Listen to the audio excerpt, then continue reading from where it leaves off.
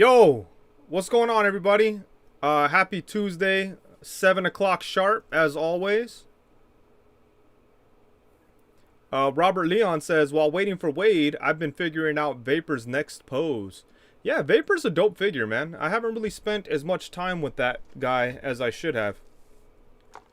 But, it's a dope one. What's up, Nicole Vinters? Can you guys hear me okay? Lance says, that beard. Are you trying to clown, or are you complimenting how fast it's coming back? Lee Miranda says, what's up, man? What's up, Lee? Chris Jordan says, just wondering where that muscly arm paperboy is. What does that mean? I put way too much cream in this coffee. The E-Man says, how's it going, Wade? Hope all is smooth. Oh, yeah. You already know. Soul Brother says, coming in loud and clear. Thank you, Soul Brother. Nightwing X says, yo, what's up, Wade? Happy Tuesday, brother. Hey, thanks, man. And I grabbed a bunch of random toys to play around with on this fine Tuesday. Random stuff, like not even necessarily new things, but just things to kind of keep my hands occupied while we talk, you know. Winger Lou says, Wade, what's the choice of liquid for your Yeti cup? Well, if I'm using a Yeti cup, it's usually for something hot, so I always drink coffee. Yo, what's up, Wheels for Legs? Chris Jordan says, Family Guy quote, I mostly speak in quotes, shake my head. Oh, man, that's okay, but not Family Guy quotes, man. You gotta step your game up. Hankin says, try not to eat the figures, Wade. I just might, without Robo's hating ass trying to stop me. Ori Omega says, hey, everybody, happy Tuesday. What's up, Ori Omega? Nicole Venter says, do you like your coffee black? Sometimes I'll drink it black. But most of the time when I get coffee, like if I go to Starbucks and get like a coffee, I usually get like just a regular coffee with cream and cinnamon. S Boogie, what's up? What's up, Sal? Hankin says, excuse me, the first few seasons of Family Guy were pretty good. I disagree. Chalor says, so how long was the drive home today? Enough to watch all the Planet of the Apes movies, or not too bad? No, the drive wasn't too bad, actually. And thanks to you and Mr. Chris Jordan in the chat and Rick, today's drive home was even nicer because I didn't have to worry about stopping at any Targets. I was like, you know, the Tuesday crew has got me covered. So thank you, Chalor, and thank you, Chris Jordan.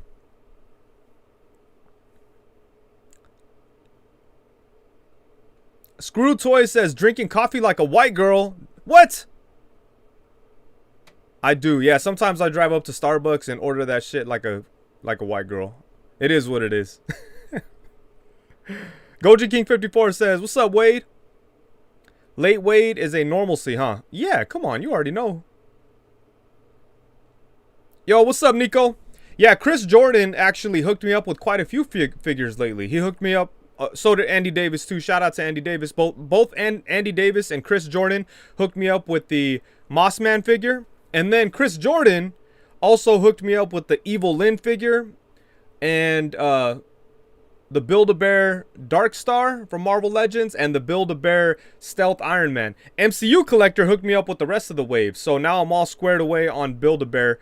Thanks to MCU Collector and Chris Jordan. So good stuff there. And then Chalor found Mondo Gecko for me, which is one that I was kind of sad about because I missed out on the NECA pre-orders, which I love that they did, but I was just busy at the time, so I missed it. But I did get Muckman, so then I was kind of stressed out about Mondo Gecko. But thankfully, Chalor hit me up out of nowhere and said, hey, I found a Mondo Gecko for you. It's yours if you want it. And there we go. Bada bing, bada boom. Chalor says, I thought the first few seasons of Family Guy was the worst. I remember I stopped watching it until it came back on the air. But it got a little old after 5 freaking years. Yeah, no, that just sucks, man. I never liked it. Final Boss says, must be nice. It is nice. And you know what else is nice, Final Boss? Getting fucking amazing dioramas from very talented people. Dude, shout out to Final Boss. He hooked me up with this diorama that's just like fucking crazy. Like, it's mind-blowing. I gotta make a video for it because that shit is just crazy. I didn't get a chance to take any cool pictures. I was just kind of... that's part of the reason why I was late. Also, I dropped a bunch of fruit all over my floor. It was a whole mess before getting on the live. But yeah, the diorama is crazy. High School Creation says I want to see it. Final Boss. Oh, and Vasco. Shout out to Vasco too. I got something really cool from Vasco. I actually have part of it here. So make sure to check out Vasco Toys. But he's got these really dope backdrops available. So I got this from Vasco Toys and a rooftop dial. Again, I didn't get a chance to take good pictures of it or anything, but man, this kind of stuff is dope. I've been waiting for something like this for a long time. This and the rooftop are something that I definitely needed for pictures. There's something that I needed at my disposal so that I could pull them out when the time comes. I cannot wait to take pictures of that whole setup along with Goliath. So huge shout out to both Final Boss Creations and Vasco Toys, both killing it. And I was a little bit later, I was thinking about going to their Instagram and showing you guys some of their work. Plastiarto says Pampered Wade. Hey man, don't hate Plasti. Just fucking step your game up, alright? No, I'm just kidding. Hey, Billy Moon, what's cracking? Happy Tuesday, Billy. Goji King 54 says, I love how the Tuesday crew collectively got you all the cartoon turtle sets. That's community. Yep, for sure. No, not all of them, but you guys definitely helped me out with some of the harder ones. Goji King is like undercover looking for his shout out. Oh, shout out to Goji King for the turtles in disguise.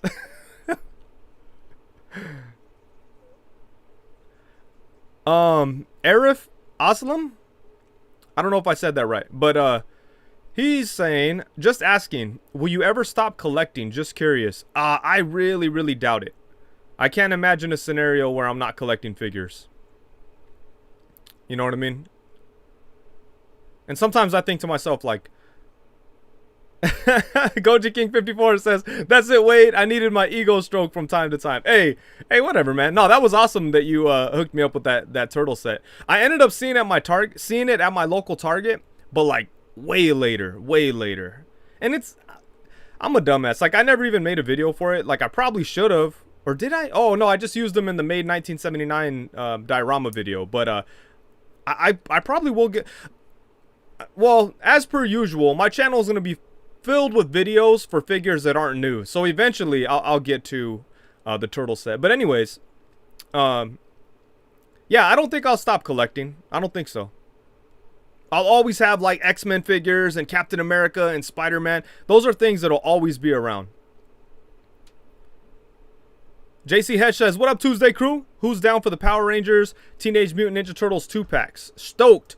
Yeah, I'm down for those too. But you know, I didn't really look too much into the details about the releases of those. Like, I don't know if they are exclusive Hasbro Pulse exclusives or what the deal is. I just noticed that they went up and then they were gone. Like, they were gone before I realized they were up. And give me a second here. I'm just gonna bring up pictures of those so we could see what we're talking about here. But they look cool for sure. Here we go. So this is like the Ninja Turtles Power Rangers mashup kind of thing. And this happened in the comics recently. I know the recent Ninja Turtles comics and the recent Power Rangers comics are all pretty popular. So I think this was a pretty cool... I don't know what's up with my transitions. I got some goofy ass transitions going. I know this is like a real popular... These are very popular comics, right? So it makes sense that they did these. And I like them. I'm down for them if I could find them without too much of a problem. Oh, okay. Comic 1017 says they're fan channel exclusives. Okay, so that means that they'll be pretty easy to find, I think. I hope. Nicole Venter says pass. Yeah. If you're not into Power Rangers or Turtles, I could understand. Yeah. No.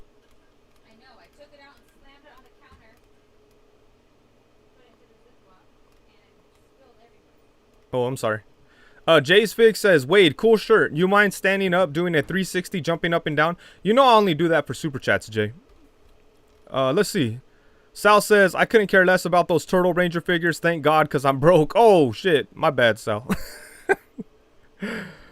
Cap Live says, psych. I'm going to need all these. Goji King 54 says, they look all right. I think the finish is what's killing them for me. Yeah, well, you know what? These are all promo images, you know? So it's kind of hard to get a good sense of exactly how these things will look. I think this is a really cool Donatello head sculpt, though. I don't know how accurate it is to the comic, though, you know? Like, I don't know. But it looks really cool. And, you know, at first I thought there was no torso articulation. And then I think Final Boss was crying. I mean, not Final Boss, my bad. Inhaled Farts was crying about it somewhere. And then somebody pointed out to him that there is articulation. But it's really, really hard to see. Like, I don't know if there's articulation in there. I'm going to try to zoom in. Let's see if we can find it. I don't know if there's articulation. It kind of looks like there might be. Like well hidden articulation in that torso joint. But I don't know. It's looking iffy for sure. Hey, but this is a mashup of two things that, you know, I'm not the biggest Power Rangers fan or anything, but you know, this is a mashup of two pretty popular properties that, you know, Turtles I like, and Power Rangers is cool, but I'm not crazy about it. But still, I think this is cool enough to try to get. Philip Thompson says, I like Donatello way more than Leo. That head sculpt for Leo looks like basura. I don't know. I mean, I like the facial expression, that's for sure. Nicole Vinter says, April is the Pink Ranger. Oh, okay. Yo, Sunny Channel, what's cracking? Jace Fig says, yeah, this is going to be awesome. Can't tell if he's being sarcastic, though. Winger Lou says, hidden behind the belt. I don't know. It's really hard to tell with the articulation. Lee Miranda says, the articulation looks cringe. What does that mean? What do you mean, cringe? And then right after that, they announced the Mikey April 2-pack, I guess you could. I mean, yeah, Mikey and April as Power Rangers 2-pack. Yeah, that's kind of cool. I wonder if they'll make a Casey Jones. They still need to put Raph with somebody, but they don't have any bad guys yet. Isn't there like a Zordon and Splinter kind of mashup or something they could do? Or like Putty Soldiers meet Foot Soldiers kind of thing? Shav Gold is a smart man. He says, well, I'm sorry. Shav Gold. I don't know if you're a man. I can't really see from your thumbnail there. But you say, Raph is my personal favorite turtle. You are a smart individual. Same here. Jay Spig says, Raph is supposedly coming with Tommy. Oh, okay, cool. The E-Man says, the crossover is cool, but not my thing. Jay Spig says, Tommy is going to be a foot soldier. Oh, interesting. Tim Birch says, yeah, peep the comic art. Alright, let's see if we could find some of the comic book art and see how they look.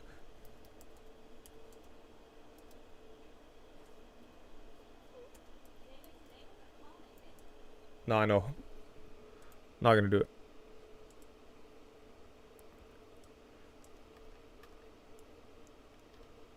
Let's see if I can find some of this artwork. Maybe I shouldn't have said versus. Oh, here we go.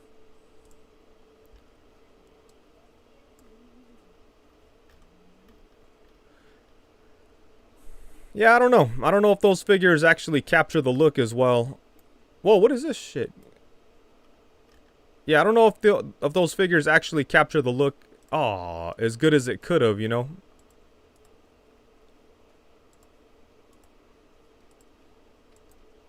There we go.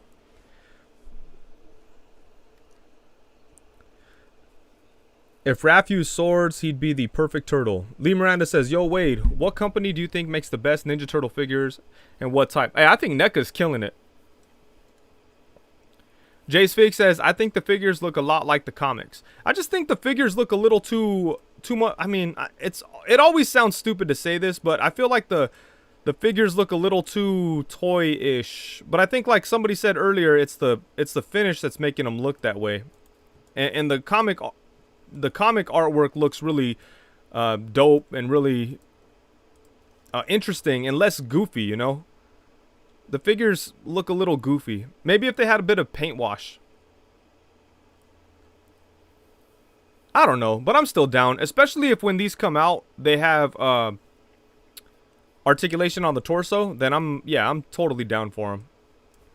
Okay, and Urkel was saying, yo, Wade, thoughts on the new HasLab Galactus tier? Are we talking about Frankie Ray? Because I am down for Frankie Ray. That's 1000%. And I heard that like people weren't excited about this. So like, what's not to be excited about? It's Frankie Ray. It's a random ass Marvel cosmic character that like we probably would have never got like in a regular wave.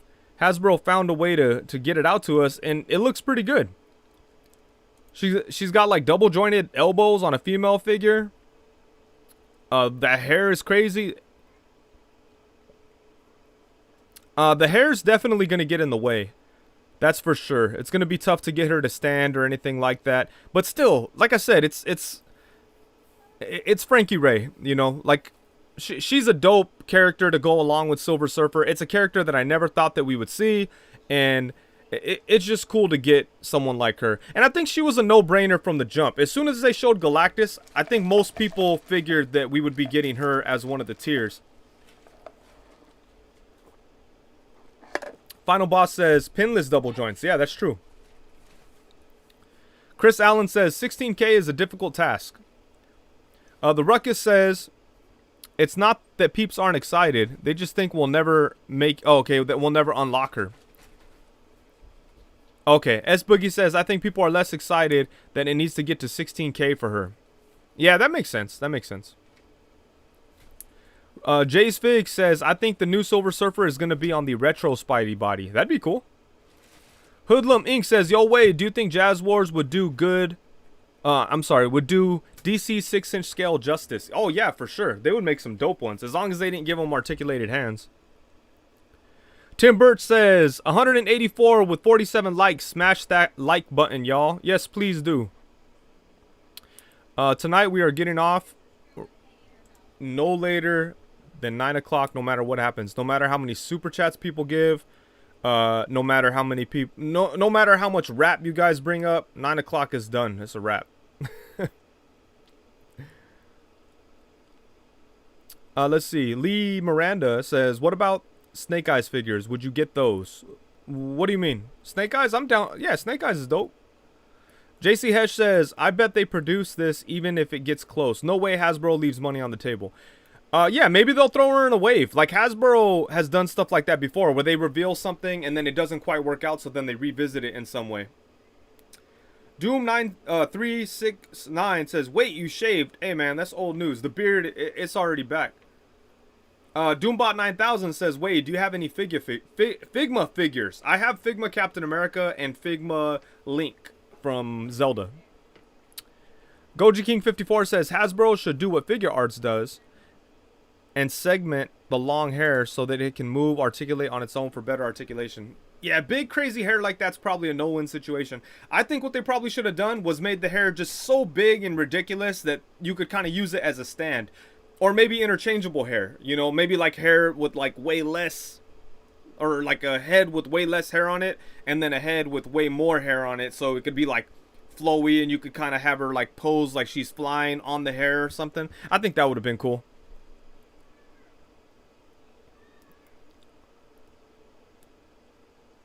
Jacob is Fat says, why don't you like McFarlane DC Multiverse figure?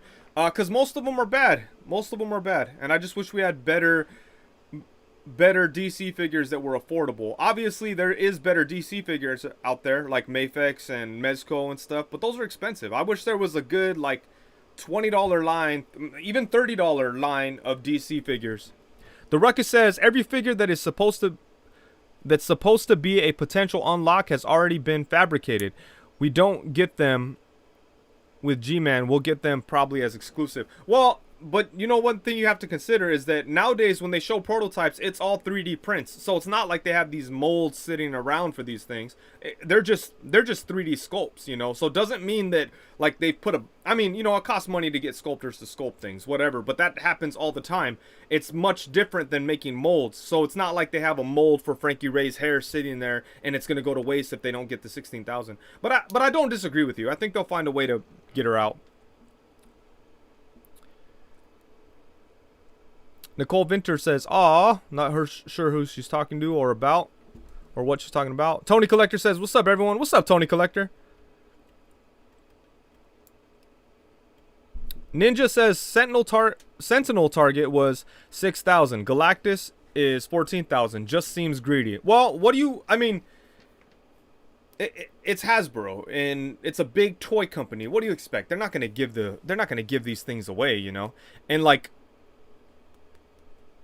I mean, if the thing is, it's all about balance, right? Because like, they obviously put a lot of work into that Galactus. There's a prototype made. There's all kinds of stuff going on for that Galactus. It's more than just a 3D print. Like, Dwight Stahl was holding that thing. So they have intentions of making that. So, you know, from a business standpoint, why not make as much money as possible? But at the same time, they can't, like, overshoot it, because what if they go too far and then it doesn't reach it and then they put all this money into it? And then what do? Go release it anyways? Then no one will back the next HasLab. So it's all a balancing act. But at the end of the day, they're a big company that wants to make some money. And I just hope that in their journey to make money, they give us awesome toys, which seems to be the case. Because, like, no matter what the stretch goal is, how high it is, you're still paying what you're going to pay regardless, right? So, like, what if they made it only 6,000 backers, but then they charged 600 for it? You know what I mean? That would have sucked too. Billy Moon with the $5 super chat says, gotta go. Have a great night. Hey, same to you, Billy. I hope everything's all good, man. Urkel says, why is it 16K backers? That's way too high, though. I think it's 16K backers because they wanted to keep the price where it was at. Like, when I first saw the announcement, I thought it was going to be much more expensive, to be honest with you. But I also didn't think it'd be 16,000 backers. But I thought it would be $600 or $700. Because they said it was going to be bigger than the Sentinel. You know, I just thought it was going to be way more expensive. Like, when I first saw the tease and it just showed Reed Richards next to the foot, I was like, oh, I told my wife right away, like, damn, I hope you're ready to spend $600 because we got to buy this Galactus. And then once it was 400, I was like, oh, that's not, you know, that's not horrible. And I think the reason they were able to keep it at 400 was because of the amount of backers.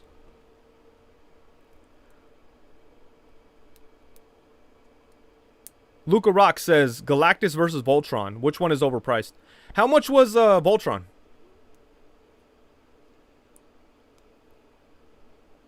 Philip Thompson says, what do you think of the Marvel Legends What If wave? I love it. I think that's an awesome looking wave. Final Boss says, I'm sure it makes sense on their end, and I'm also sure they're making money. Yeah, for sure. I think that's the whole point, right? S Boogie says, I thought 400 was reasonable. Yeah, so did I. I thought it was very reasonable. But I think the amount of backers is what's making that $400 price tag possible.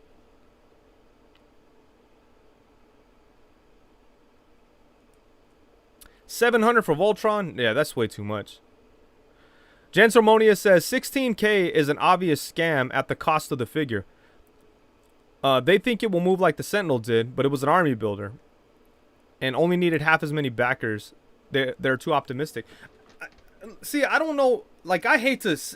I wouldn't call it a scam. You know, they're a business, man. Like, what do you? They're trying to sell a product and they want to sell the most amount possible. Like, what you're saying. Like, I don't see how it's a scam. I don't understand that thinking. I think them doing it this way kind of gives a little bit of insight to their like struggle when it comes to like supply versus like. What the market's actually willing to spend their money on, you know? Because, like, how many times do we see Marvel Legends figures on clearance, right? They put out, like, so many. Right here, it's, like, a little bit more of a focused effort. If 16 people go in on it, if 16,000 people go in on it, 16,000 people are going to take that shit home. So, I mean, I don't know. They want to sell the most they can, right? Jens Harmonia says they got greedy. How can you call a company that wants to make money greedy? Yeah, like, by it's their job, right? I don't know. I kind of disagree with your assessment on it. Animated Hero says, found Skelegod today. Nice. What do you think of it, Ace? I think that's a really cool figure. Chris Allen says, not a scam, just a business strategy. That's how I look at it too, man. Now, what if they charged 700 and it was 16,000 backers? It'd be like, damn. But I don't know. Like I said, the cost of the Sentinel seems pretty reasonable to me. And to keep the cost, you have to make up that in volume, right? Like, if there was less made, it would be more expensive. That's like simple. That's simple shit. Jace Fig says, I don't think they got greedy. They've made a bigger and better figure. They're only charging you $50 more from the jump. You're getting more. Damn. I can't remember how much the Sentinel was. So Galactus is only $50 more than the Sentinel? Yeah, people are tripping, crying about that. Because, like, yeah, that's crazy. It's way bigger. It's way bigger with way more parts and all kinds of crazy things going on. So that is interesting. And also, what numbers did the Sentinel do? Yeah, it's an army builder, so the numbers are a little funny, but like, man, maybe they should have let off with Galactus. I don't know. Donald says, I think they should have waited to release the Sentinel before announcing another HasLab. I do kind of agree with you there. I do agree with you there. That, like, because if someone's already paid for their Sentinel, even if it was a year ago, and they don't have it yet, it's hard to get them to pay for another expensive thing like that. Batforce Grump says, ha ha ha, nah, this is not an obvious scam. These are two different things. People are misinterpreting an army builder versus a single character. Galactus was never going to move as quickly as a Sentinel. Yeah, that's true, but people see the slow crawl as a failure, or like, oh, see, they shot themselves in the foot. But yeah, I don't think that's the case.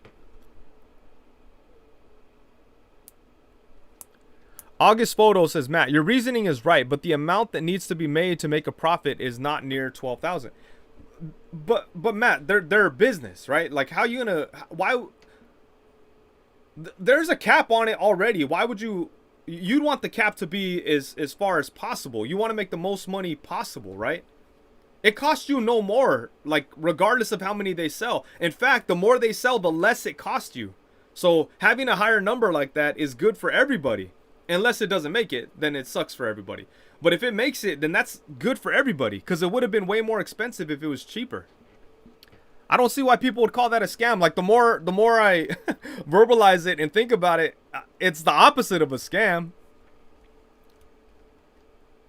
Goji King 54 says 31st day after my birthday, so I might have to find a way back to it. Oriole Mega says, people really don't think this is going to be funded. There's a little under a month left. We'll be fine. I agree. Plastiarto says, lower the price, the more you need to sell. Simple math, folks. Thank you. Luca Rock says, I'd rather buy 3 Hot Toys than Voltron. Damn. Ivan Fria says, people don't get that if the backer goal is lower, the price would have to go up. Like, why would you want to pay... fucking iPod. Sorry, Ivan. It says, price would have to go up. Like, why would you want to pay $700 for a lower goal instead of $400 for a slightly higher goal? That's what I'm saying. Hedgehog Action says, if people think it's a scam, then don't back it. I'd prefer that people did back it, though, because I want that Galactus, and I want Frankie Ray. Jace Fig says, nah, if they don't make 14K backers, they will extend it. I think so, too. Dimas Yoga says, if Hasbro releases a Fantastic Four-Wave before Galactus HasLab, the hype is high. Galactus will have more backers quickly. I think they'll announce... Hey, that was my question during the Hasbro live stream, but you know what? I don't even think I heard their answer. But I think they were saying they would do themed waves. But if Galactus gets backed, I'd imagine that they would reveal a Fantastic Four-Wave. Well, the Fantastic Four-Wave's already on the way. That's kind of been rumored already. S Boogie says, for the most part, this past year, no company has responded to customer demand and feedback quicker and more loyal than the Legends team than Hasbro, or Legends team at Hasbro. This Galactus project was designed for their fans. Yeah, for real. And I genuinely think, again, like, these are people that work at a business, right? They have a goal, but I genuinely think that they are also interested in seeing fans happy. You know, talking, like, I speak to Dan Yoon frequently, and he genuinely cares what people think of, like, the reveals, how people like receive certain announcements, how people like what people say about the whole Galactus situation. He genuinely cares, from what I gather, right? Like, it seems from having conversations with him, it seems like he genuinely cares about all that stuff, and he's got a lot of passion, man. JC Hesh says, if they were smart, they would reveal all the tiers now, get people pumped to back it. That might be like a like Thanos versus Scarlet Witch type situation. The E-Man says, everyone is thinking they made money on the Sentinel. That was their first. Maybe they are a little wiser with dealing with Galactus. Yeah, that's true. Tim Burt says, they better care. It's our money they want. Yo, yeah, that's true too. That's a good way to look at it. I mean, that's a sensible way to look at it. You know, like yeah, you have to care about your customer. You want them to buy your shit. But I feel like it's a little bit more than that as well. Jay's Fig says, if the goal was 10K but the price was 700, do you think they'd meet the goal? Probably, but people would be crying for sure, man. But there's so many Marvel Legends like Loyalist, and you know, there's all the influencers and YouTuber guys that like, you know, push the Marvel stuff and support it and stuff. I think that they would have I think they would have reached that too. But people would have been pissed. But people are pissed now, so fuck, who knows?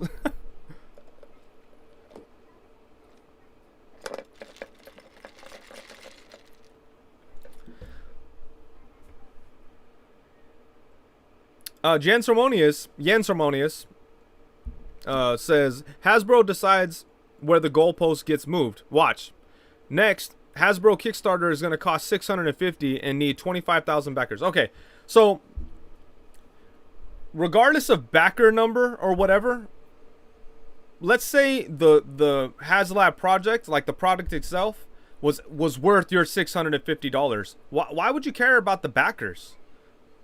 Like, what if it's an X Mansion and they're like big ass X Mansion, you know, a bunch of rooms, big, you know, and if we get 25,000 backers, it's yours for $650.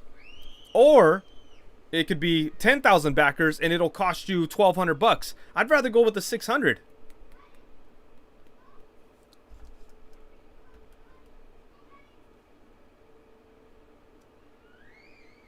Tim Birch says, anyone sleeping on the Joker Gaslight? Get it. So much fun. It looks cool, but I couldn't do it for the Joker body. Ninja says, weird fact. The Sentinel costs more than Galactus in Singapore. Crazy.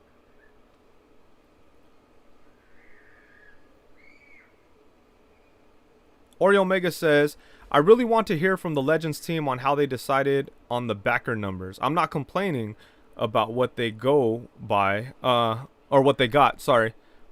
But I get they knew folks would complain regardless of the number. Yeah.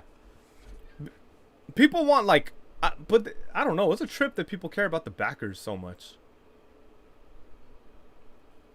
I would just think, like, yeah, I want that figure. I'm willing to pay that much. Well, Raheem Watkins says, if it was 700, it better transform like Optimus Prime they're coming with. Batforce Grump says, it's not a Joker body. Whoever told you that is wrong. What body is it? Does it have double jointed elbows? Toy Chase. What's up, Toy Chase? With a $10 super chat says, what up, people? Can't stay on at work, just showing support. Tuesday crew forever. Hey, thank you, Toy Chase. Much appreciated. Jace Fig says, if it doesn't get made, I'm not losing anything. Exactly.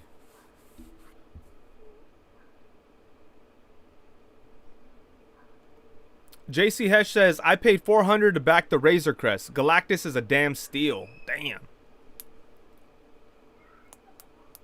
Doombot 9000 with some backstabber knives. Sweet. Tim Birch says Two-Face bot. Okay, so it's the modified Joker body. Nero says, I think that most people care about the backers because they're worried of it not hitting its stretch goal. Now, if that's the concern, I don't think they should be worried about that. I'm pretty sure it'll hit the goal. Now, like, they could complain after. Like, they could... But, like, talking all this negative shit, it's just negative. Like, if you talk positive, everybody's happier. So, we could talk that negative shit if it doesn't reach it.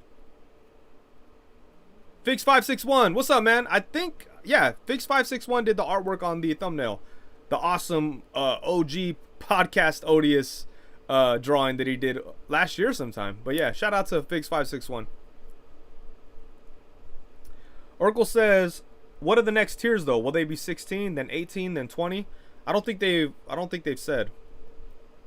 But I imagine whatever they have in store for the tiers, like whether it's Gabriel Airwalker or Wraith or excuse me, or Firelord or another Terrax, or that's a wave right there. They could put those figures in a wave and call it a day.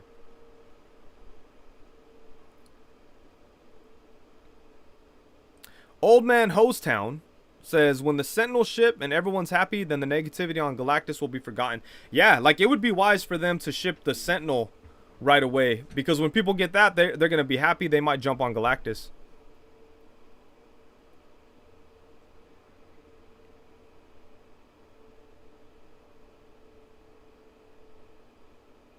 Yo, what's up, toying around?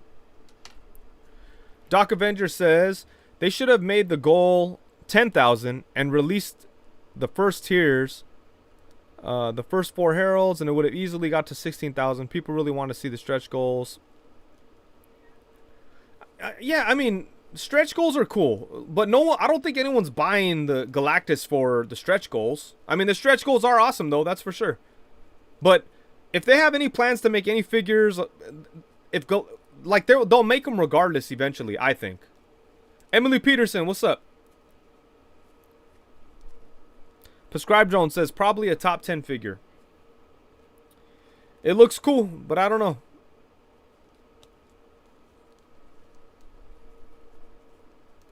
Home Dude says, I don't care about the stretch goals, but I'll take them.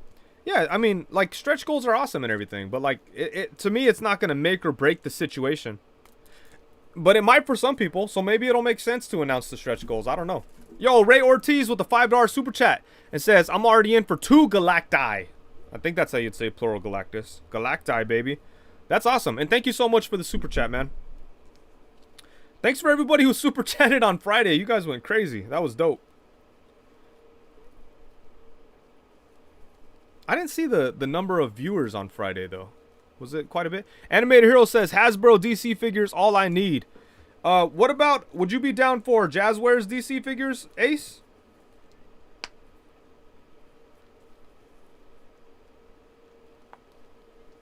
Hasbro really is killing it, man. All their lines, they're just killing it all day. Like, I still love Black Series, G.I. Joes. Even though I'm not crazy attached to G.I. Joes, I think they're awesome.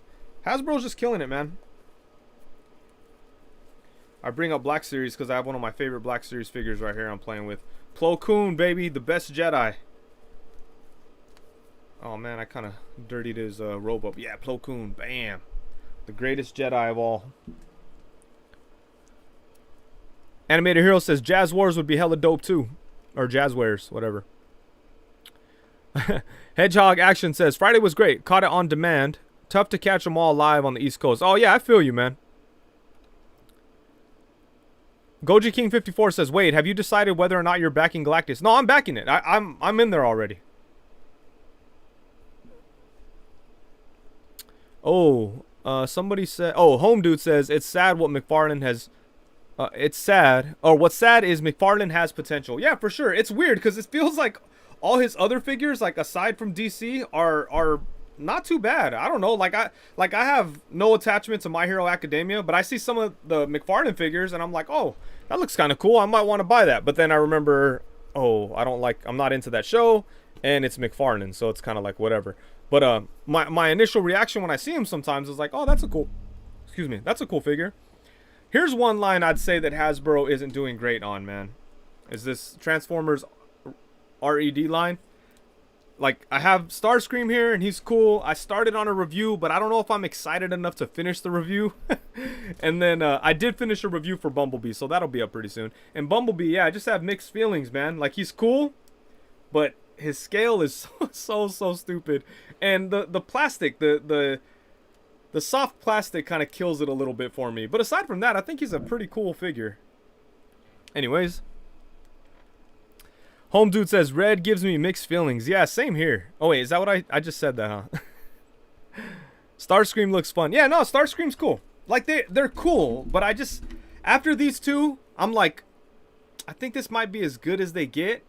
And I don't know if I'm sticking around. We'll see. We'll see when Optimus Primal comes out. But yeah, I don't know. They're cool, but the main thing is I wish the plastic felt a little bit more high quality. Like, look at it, it's like flopping around. And I think the reason why is because like the designs are intended for like transformation. So usually with the big legs there's big hollow areas, but now there's not. Now it's a thick piece of plastic, kind of making the joints a little weak, and then I don't know, it's kind of goofy. But, you know, like I don't hate it though. I don't hate them. And this is like a super cartoon accurate Bumblebee, so like I said, mixed feelings. S Boogie says Starscream is cool no matter what though. Yeah, no, Starscream is cool, and I would say he's definitely the best one they've released so far. And Bumblebee's probably right behind them.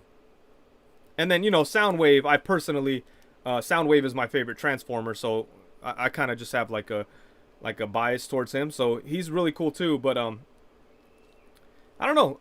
Starscream is really dope, and he comes with a bunch of accessories and stuff. I'll probably finish the review. I don't know. We'll see. See if I finish any reviews ever. Elm Street is where it's at, baby says, whoa, he beat Soundwave? Objectively speaking, I would say so. Yeah, he's got all the articulation you'd want. Soundwave was missing some articulation that I feel they could have put in there, but they didn't. He's got everything.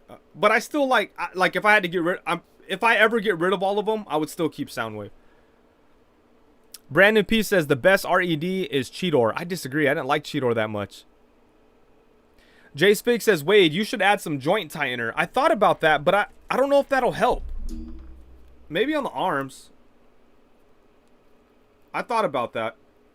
We'll see. Maybe I'll pop it all apart and see what I could do to it. Or maybe just put some super glue in there. Maybe I'll just put some super glue in there and see what happens. Inhaled farts, who are you talking to? You really don't think Outkast is hip-hop? What are you talking about?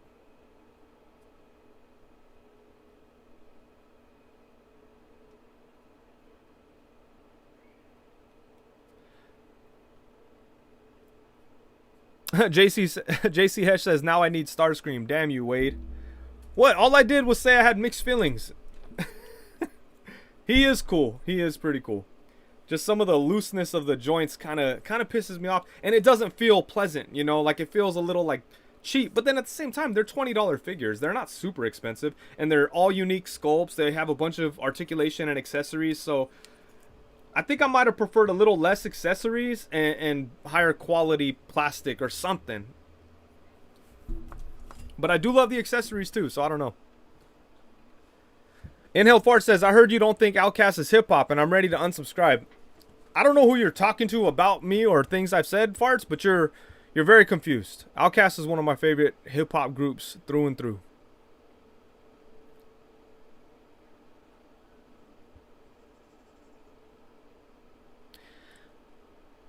I think Farts is Farts is testy today because he was getting picked on a lot today, and I feel bad for him. I didn't participate too much, Farts, because you know I know you're sensitive, so I kind of left you alone. I didn't eat dinner, you guys, so I'm gonna eat one of these chocolate breads again.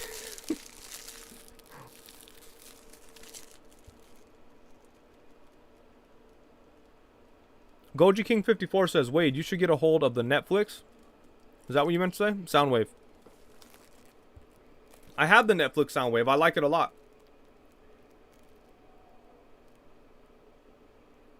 Oh, Grumps said that? Yeah, you know Grumps.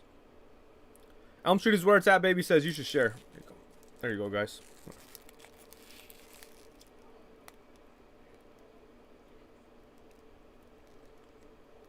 Tim Birch says, bruh, name of that chocolate bread exactly so we can get it. I don't know how to say it. It's French. Natalie, what are these called? I can't read it.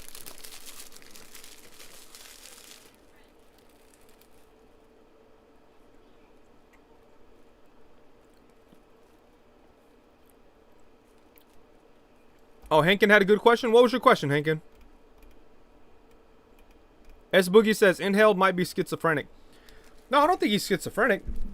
I just think that like, and I have the same problem, Farts. That like you want to be friendly with people, but you just don't know how. So you just deflect everything and act like you don't want to be, like you're this big crazy outcast and whatever. I do the same thing. I could recognize it. I see it.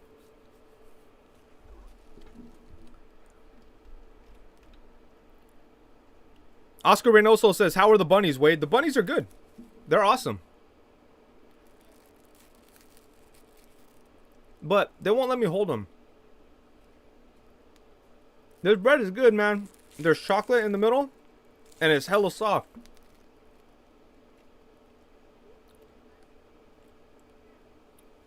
Hankin says, I was wondering, did you get the werewolf or the female synthetic human? No, I do want to get one of those werewolves when they do come out. But I'll be honest with you, man. Like this past 2 weeks, I'm just drowning in things that I purchased, and it's just like a little too much. I mean, it's summertime, and that's what happens like in July. But for me this month, it was a little too much. So I'm just kind of like, Might miss some things here and there, you know. But like, I just got a lot of figures, and I want to review them. And when I can't review them, I just feel like backed up, and then it makes me not want to buy new things.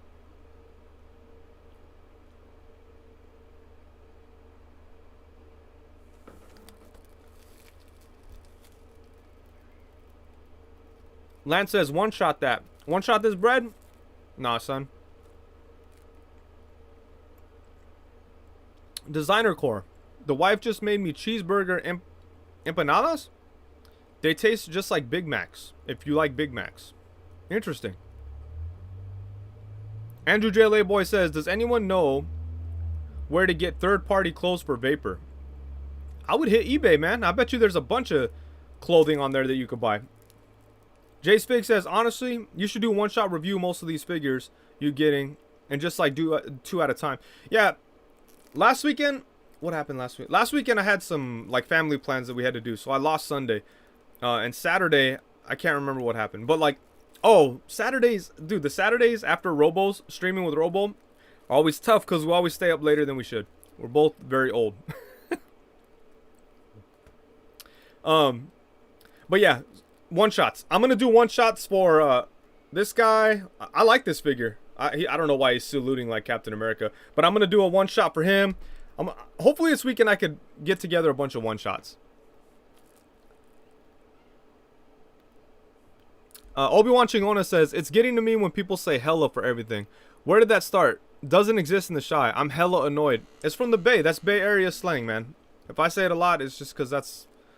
It is what it is. Huh? It's California? My wife is saying it's California slang.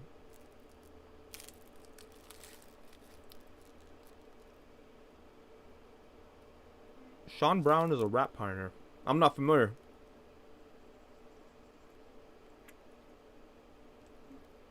Vasco says, I'm interested to see what you think of that He-Man. I like it. To put it short, I think it's cool. Fat Force Grump says, I don't use the word hella. Yeah, you're from the East Coast. It's okay. We all use different slang.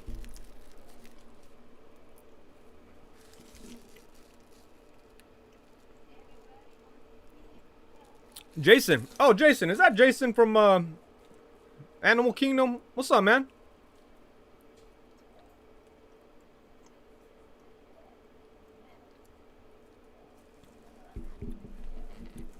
It's just Bay Area slang. That's all. Hella is hella old. Nah, it's Bay Area. My wife keeps saying it's California. It's Bay Area. It's Bay Area.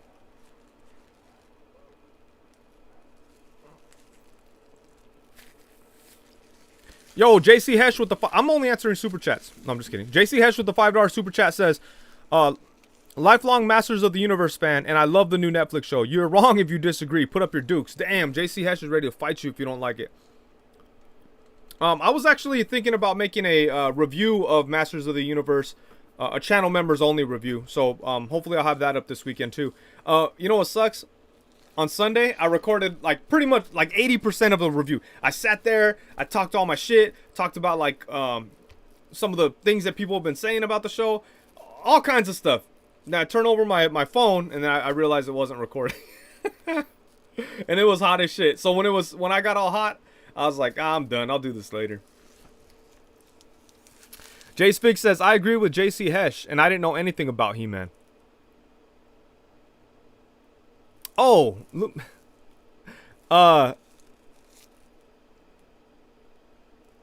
yeah, no, me neither. I'm not a Masters of the Universe guy. I don't know anything about the lore. I just know some of the characters, and I thought it was awesome. I liked it a lot.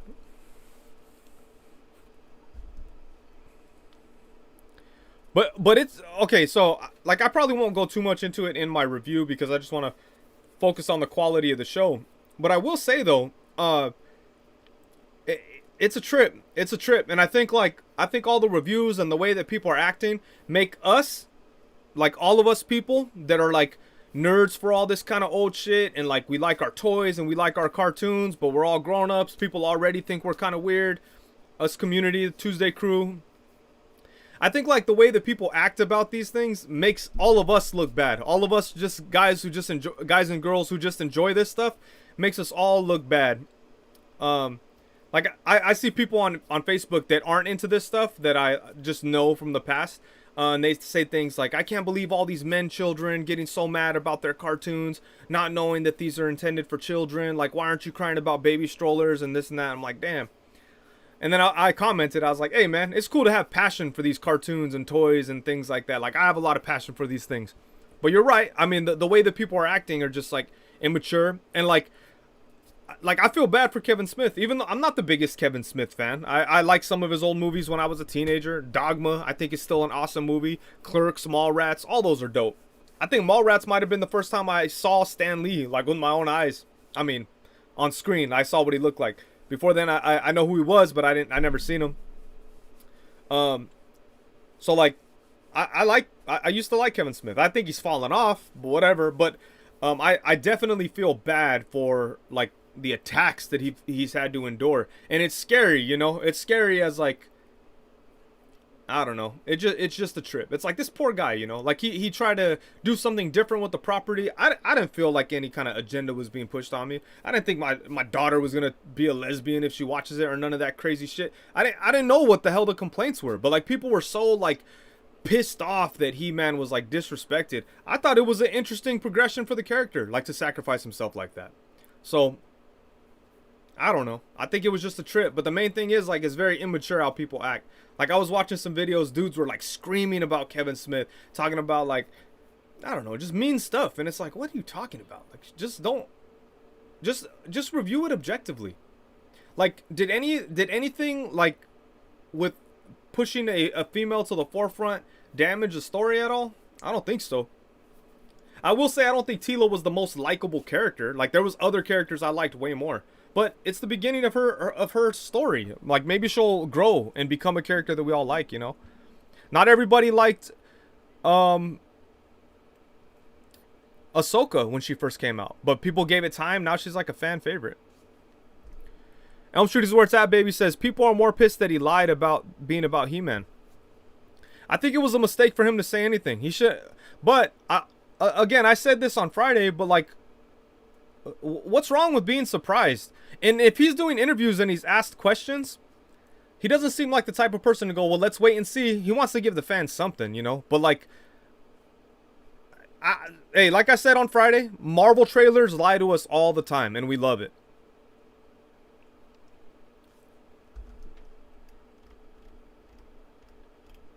Let's read some of the comments. Oreo Omega says, people giving us nerds a bad name. Not for real. They're making us all look like immature dumbasses. It kind of validates a lot of things that people say sometimes when, like, automatically, if you meet someone that's not into toys or comics or whatever, and you tell them that you play with toys, they'll look at you weird, you know? It's up to you how you take that. But in their mind, it's going to be like, this guy's a weirdo. He likes toys. You know, until maybe you show them your Instagram and they're like, oh, that picture's cool. It's actually like an artistic angle to it. But initially, they might be like, this is weird, right?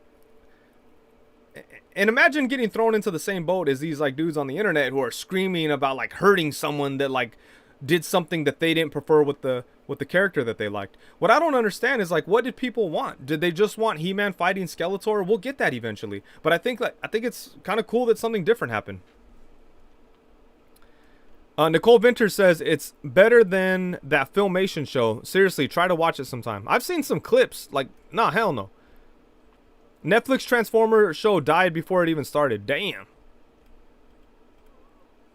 Street Fig says, do you need to know anything to watch the show? I don't think so. I don't think so. Inhale Fart says, what happened to calling in on the first of the month? I did my hair and everything. I got distracted, so I couldn't set it up. Maybe next week. And you... Never mind. John Myth says, I'm not a Masters of the Universe fan. I was hoping to get into it with this new series, but it was trash. Just trash. Okay. See, so it sounds like you're just judging it objectively. And that's cool. Like, if you don't like it, awesome. I mean, that's... You know, you just don't watch it. And that's the end of the story. But I'm glad that you're not up here going like, oh, they destroyed my favorite character. You know, you don't know anything about it. You watched it. You didn't like it. It's that simple, you know. I'm kind of on the opposite. I knew nothing about it. I watched it. I enjoyed it. Hedgehog Action says, agreed 100%. Kirby Kai says, Star Wars fans especially. Dimas Yoga says, yes, overreacting on both sides. Tim Birch says Masters of the Universe was better than the Transformers show on Netflix. Tim Birch says saying those that don't like it are toxic is lame. People can love and hate. It's all fair game. Come on. Yeah, no. I'm not saying anyone's toxic that's a word that just gets thrown around. It's some bullshit. Like it's a word that encompasses a bunch of things when like someone disagrees with somebody else. They just go, "Oh, you're toxic" or whatever. But like what I'm saying is like people just being hateful and negative and not objectively looking at the show just from like an objective standpoint. I don't like that necessarily. Everybody's entitled to enjoy or not enjoy whatever they like or don't like. Finkster1229 says, I only have a vague memory of the original 80s cartoon from my childhood. Mostly remember the toys, but I really like Revelation. Nice. Samurai Chris says, what up, you? What are we talking about? We're talking about Masters of the Universe. Clockwork Orgy says, you didn't watch Marvel Action Hour? I don't think so. Nico Hodge says, the word I use to describe drama is corny. The word I use... What are you referring to, Nico? Thirsty for Chicken says, Goji King 54. I see it. Okay. Luca Rock says, okay, how about He-Man Tila, Man at Arms, each led a team to find new masters because Skeletor kidnapped them all. Easy to include He-Man. You didn't write the story. Somebody else did. That's what it is. Coco says Smith looks skinny or something. Got real sick or something. Got real skinny. Finkster says I'm hyped to watch Transformers Kingdom. Jeremy Mills says Gamergate, TLJ Backlash, Revelations is all the same. Worst aspects of the fandom and the internet. Yeah, for sure. Clockwork Orgy says I don't know anyone legit hating on it except for internet nerds. Tim Birch says poor guy, bruh. Some hate some. I'm sorry. Poor guy, bruh. Some hate some. Love. 'Tis the normal. I'm not sure what you're trying to say, but like, I'm not. People could like or dislike the show, but I'm just saying attacks on him personally, that sucks, you know. And as a like someone who hopes to do something creative one day, that's something that like I wouldn't want to endure. That's tough. Animated Hero says people complain about everything. They just speak because the internet provides them the opportunity to do so. True. Soul Brother says, I get that some people were disappointed because they wanted a He-Man show. But when they start going into crazy territory and ranting about agendas, it's when they lose me. For sure. Elm Street, I think I already talked about that. Damn, these are way back. Tim Birch says they passionately love it or hate. It's all passion. Yeah, but there's also like a matter of like respect, you know, and just decency. Like even if you love something, right? Like if you like love your girlfriend, you don't like make out with her all wild in public just because and just say, oh, I'm so passionate. You like start having sex with her on the beach. You don't like. There's limits to everything, you know. You don't just go crazy in the name of passion. That might be a weird example. I'm sorry, I tried to PG it. Yeah, I did. I was gonna say way worse. Emily Peterson says, I didn't even watch Masters of the Universe as a kid. Just introduced to Revelations and it was good fun. Yeah, for sure. Same here. Batforce Grump says, agree, Wade. I thought it was an interesting progression and I assume we will see He-Man again. I'm pretty sure we will. Elm Street is where it's at, baby says, they're not mad about the story at all. I disagree. People were going crazy. I was watching a bunch of reviews on it. It would have been okay if Kevin Smith didn't lie about it.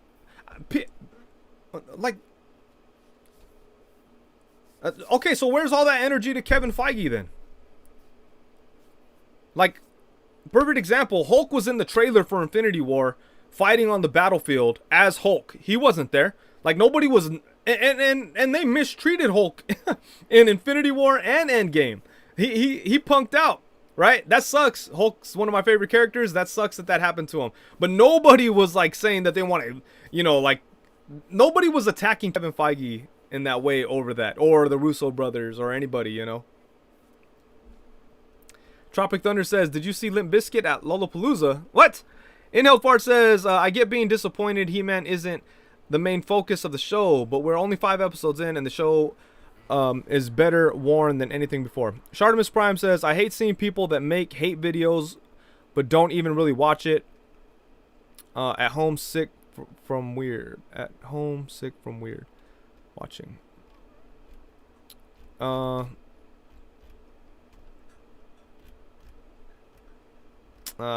I'm sure there's a bunch of comments in here that I wanted to read. Hey, what's up, Isaac?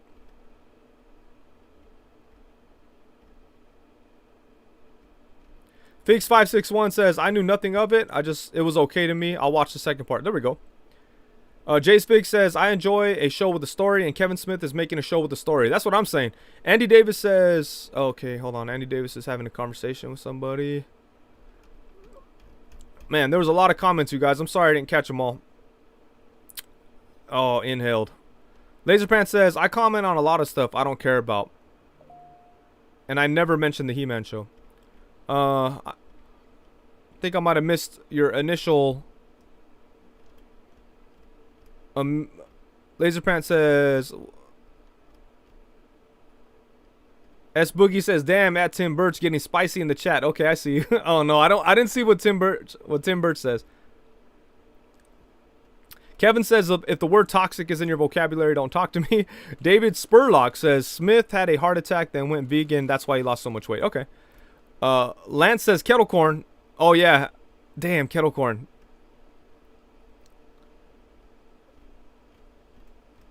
Oh man. Laserpants says, "Will you ever replace Odious with a girl?" They didn't Laserpants is trolling, I think. But they didn't replace He-Man. He's still there.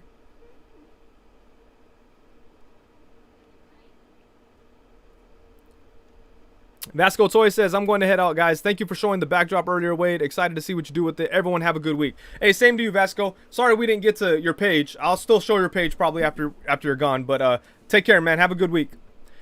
Nicole Venter says, they don't like Teela because she wasn't there just to be pretty and get captured by Skeletor. Okay, I'll talk about it in my review too, but the thing I wasn't too into with Teela is that, like, her best friend died and she was all mad about a secret, and it's kind of like, I mean, he died. You gonna cry about that? Like, who cares about that? He's dead. But aren't you more sad about your friend? But I think, like,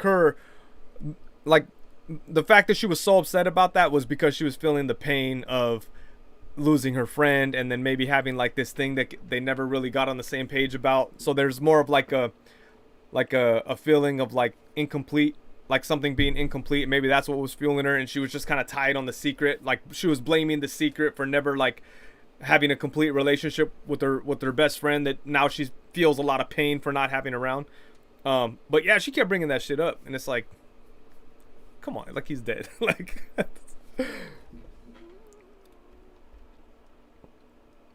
Nico Hodge says, I'm with Nicole pretty much. Real quick here, Andy Davis with a $2 super chat says, "People are mad, sexist, and racist."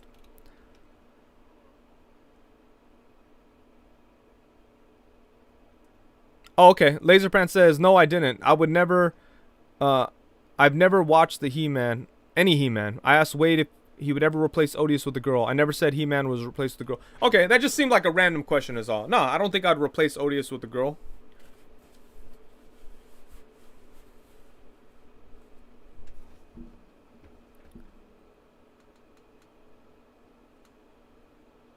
Oreo Omega says, "I wish they had shown a flashback where Adam actually lied to Teela about being He-Man. That way we could have seen how she would put her, that way we could have seen how she would put her trust in him again and again and again, and that trust was broken." Yeah, for sure. That would have been cool. RetroTube says, "The show's not over. Obviously, He-Man is coming back in the second half. The sexist idols getting mad, or idiots, I'm sorry. The sexist idiots getting mad are the same guys who wear red hats and complain about female Ghostbusters." I don't know. I don't want to lump anyone in, whatever, but I'm just saying. I don't know.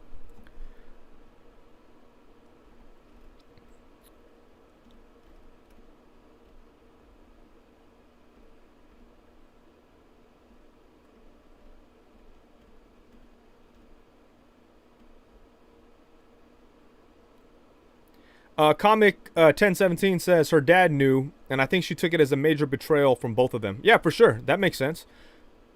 Oh, speaking of her dad, Man at Arms, that dude was a badass.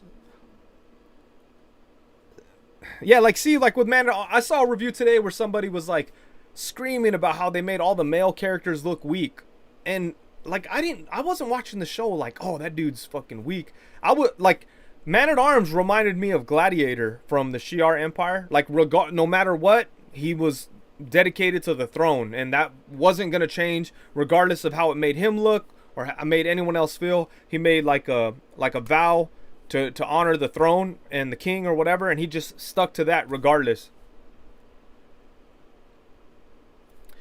Now, Luca Rock, so you bring up a really good point here. So he says, take any IP and kill your favorite character twice, even if it was a stunt. Would you be mad? So here's the thing. Like, I was trying to think of that. So the thing is, like, He-Man's not dead forever, right? So, like, I love Captain America, right? They've killed him off several times and replaced him with other people. Like, a perfect example is the Ed Brubaker run of Captain America. They killed Steve Rogers and replaced him with Bucky. Now, like, I guess, like, is the argument... So, right there, they killed my favorite character and replaced him with somebody else. And then it was a stunt. They brought him back, right? So... Now, like, is the argument, would I be mad if Bucky was, like, a girl? Like, no, I don't think so. If it was the exact same story. But the thing is, like, the character... Okay, so let's take somebody... I think she turned out to be an android anyways. But let's say the character... Let's replace Bucky in that situation with Diamondback. That's a character that Captain America had a relationship with. But she was... I think she was an android and something was wrong with her. Now imagine the exact same story, because like you could kind of play the same thing. Like she's brainwashed, she came back, this and that, she's fighting Cap. Cap has to help her not be brainwashed anymore. Now if it's the exact same story with Diamondback in the place of Winter Soldier, I mean it wouldn't be as impactful because Winter Soldier had this long history. But if all the story was exactly the same, it sounds to me like it would still be a cool story, right? The girl doesn't ruin it. I don't know. You can never kill Machete. You could kill Navajas.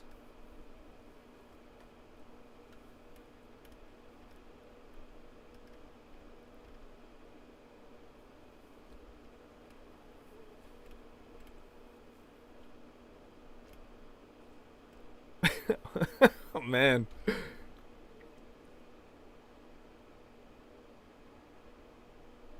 Animated Hero says, Wade, you don't have to explain yourself. People are going to complain forever. No, it's just for the sake of conversation. Like, I doubt Luca Rox is going to go... I disagree. I mean, he's vocalized that he disagrees with me at times. I'm pretty sure he's not going to go, I disagree with Wade, I'm out of here. Like, if anyone does that, what can you do? We're just having a conversation. Goji King 54 says, society's extremist right now. For or against, no in between. That's true.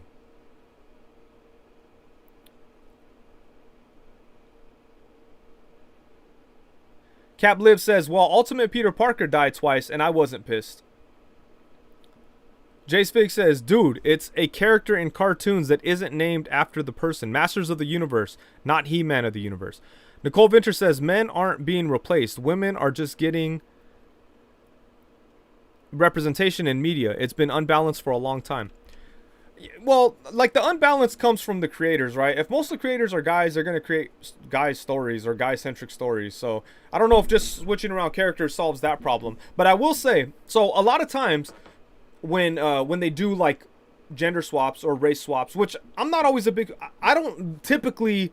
not typically into that kind of stuff, you know? Like, I want them, if they're going to like focus on like this type of demographical character, then they should either take an existing character or make a new character or whatever. But like in this case, I think like this was handled pretty well. Like if they want to go, okay, we want to make a more female version of this thing. Like like if they had turned He-Man into a female, just straight up made him a female, everybody would have been like, why didn't they just take an original character and expand on them? So that's what they did, right? They took a character that already exists in there and expanded on it. So I feel like this is the way that people have said to do it for a long time. And this is the way that I would have said to do it too. Like, you know, for instance, what's a good example? Like when it comes to like race swapping, sometimes, like, you know, I don't want to see them turn. Like a good example, like I didn't really, I don't, I'm not a big fan of Falcon Captain America. Like in theory, like maybe there's good stories or whatever, but I don't really like, you know, degrading Sam Wilson and making him Captain America. Like there's a back and forth, right? So whatever. It would have been cool if they just focused on Falcon and built up that character, or like, but I feel like that's what they did with this show. I don't know. Maybe that was a bad example.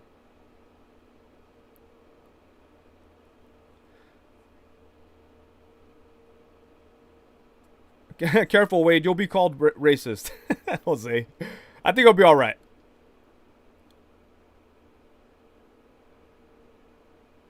Designer Core says, I legit find it interesting we're having a serious talk about a show that was meant to sell toys with the name He-Man. Yeah, no, for real. That's true. Tyrone Wested says Nick Fury is a race swap. So Nick Fury, in the way it works in the movies, I think it's fine because Samuel Jackson's awesome. It's based on the Ultimates. Ultimates is different. Now, a race swap I didn't like with Nick Fury is when he all of a sudden, like classic white Nick Fury in the 616, had like a black son that had the same eye injury as him and decided to get the same haircut as Samuel Jackson Nick Fury. Like, holy shit, that was pretty forced. Yeah, that was pretty wild. But the way I love him in the movies, and that's like that's one that works really well because they took it from the Ultimate stuff. They, you know, in the movies they take from all kinds of different comic areas. So sometimes things work and sometimes they don't. I think Nick Fury definitely worked because he had the spirit of 616 Nick Fury in my opinion, but you know he definitely had the look of Ultimate Nick Fury.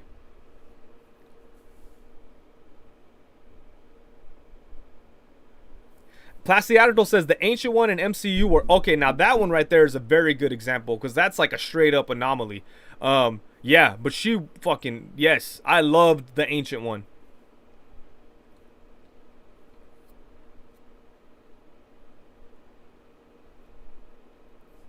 Nico Hodge says if they made Steve Rogers black, that'd be whack. But expanding it on Sam Wilson's character and making him Cap is the best outcome. I mean, if they want to if they want to do Black Captain America, like I like Isaiah Bradley and I like Patriot, because like Patriot, like Isaiah Bradley, he only has like what that one run, right? And then there's some other things, so you could build there. Patriot has always, I don't know, I just feel like Falcon, I don't know, like I kind of feel it would have made more sense in the comics if they made Patriot Captain America for some reason, because he has less like built onto his character, you know? Like Falcon is already a cool established character. Patriot's cool too, but I don't think he's as deep and as established as Falcon.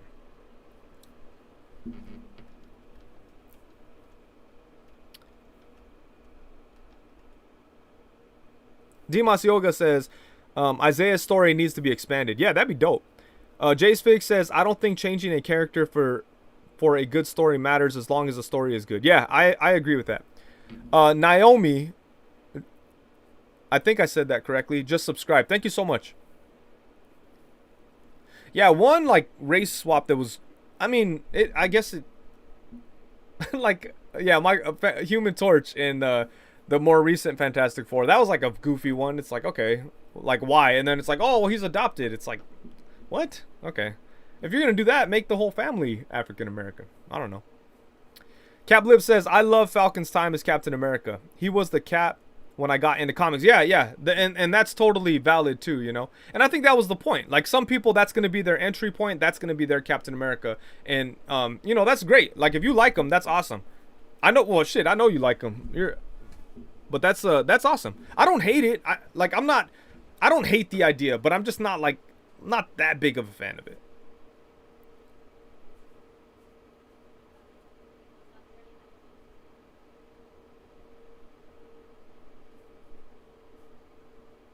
Michael Gutierrez says, what if is next week? I cannot wait.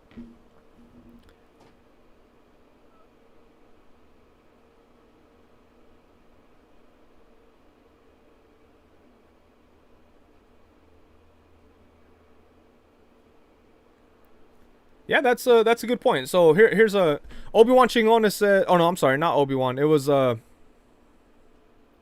Elm Street is where it's at, baby says, if they're gonna race swap Johnny Storm, they should have race swapped Invisible Woman too. Yeah, I agree with that. I agree with that. Joel Angel says Hamdell is race swap, but they don't really use elbow wear. Yeah, see, but I think when it came to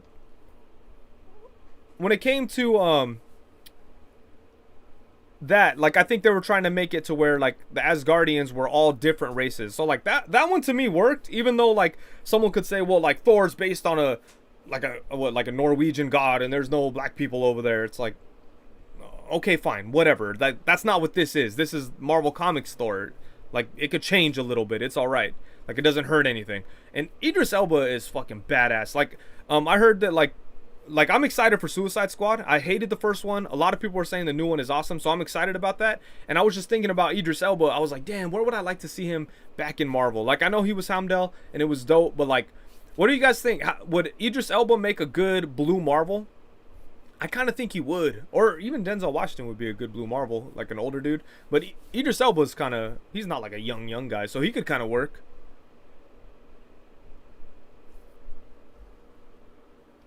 Tropic Thunder says race swapping Snake Eyes tanked the movie. Should have been more loyal to the source material.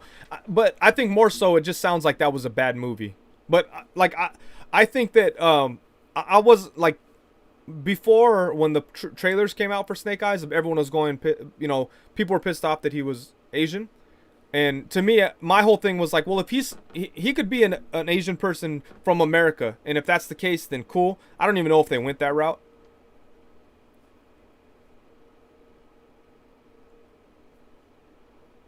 Nico Hodge says Denzel as Blue Marvel might be the wave. Wouldn't that be dope? But so what would be a cool character for Idris Elba though? Dimas Yoga says it's not a race issue. They got it wrong with Snake Eyes. Yeah, I think regardless, they just kind of messed that movie up.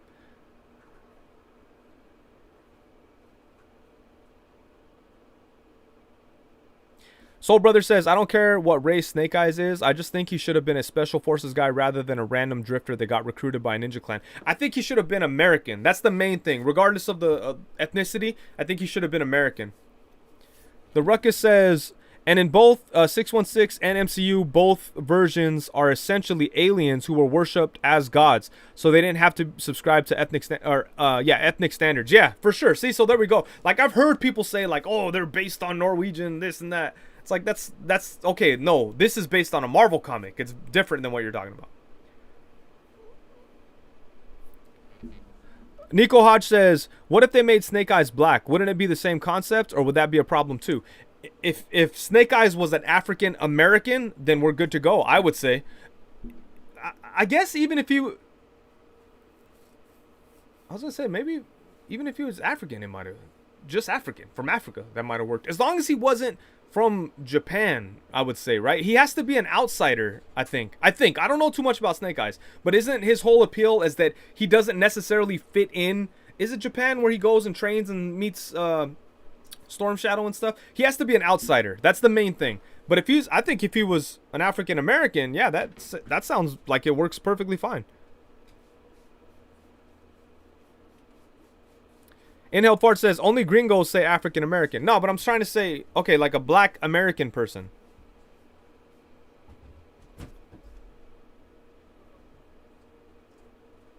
Oh, he was American in the movie? Okay, cool. Well, there you go. Like I said, I don't think the race thing was the problem in that movie. It just sounds like that was a bad movie.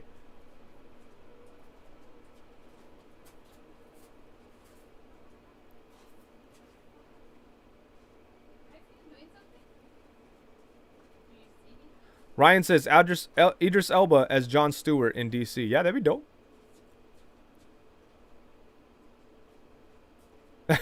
Nico says, speaking as a black dude that spent time in Japan, yeah, it ain't no warm welcome. Damn. Let's see. What Jay Spig say that Andy Davis agrees with a bunch of hundreds? What'd you say, Jay? Say it again.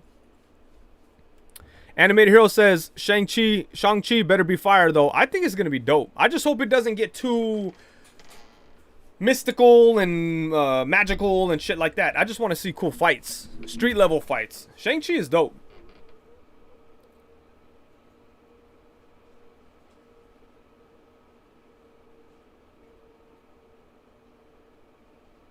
I don't want to read your comment, Jose, because it spoils the movie a little bit. But yeah, that's what I heard. I heard that decision, like the way that people walked away looking at Snake Eyes, made that movie unpleasant.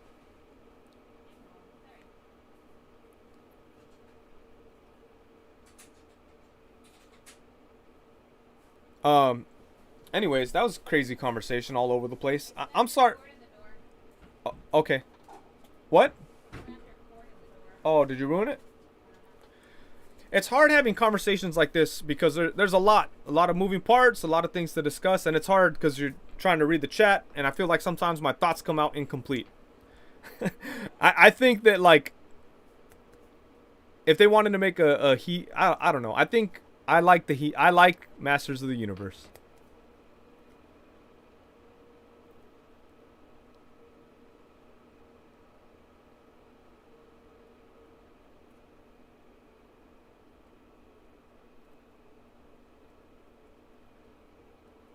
Um, a little bit earlier we were talking about like all kinds of figures coming out lately, and like I said, this past 2 weeks has been crazy, and I think I might have to skip out on the Mayfex Mandalorian for now. He looks pretty good, but I don't know if he tops the figure arts one. I would love to get it to do a straight up comparison between the two, but I don't know if I'm gonna be able to make that happen. But he has. Nico, did you get yours yet?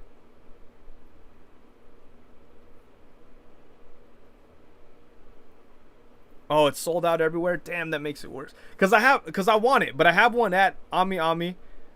They hit me up with the hey, time to pay. You have till the 10th. I was like, okay, let's see if I can make some money before the 10th.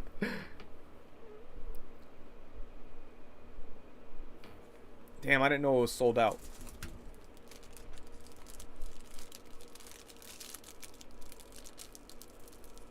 Dalwin Keg says, from what I heard, it tops the SH figure arts only by a bit, in at least the proportions.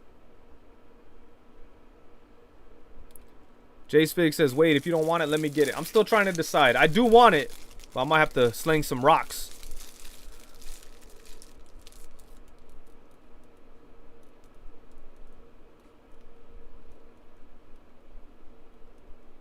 Animated Hero says, if you want mine, let me know. I ain't keeping it. You didn't like it, Ace? Or what's up?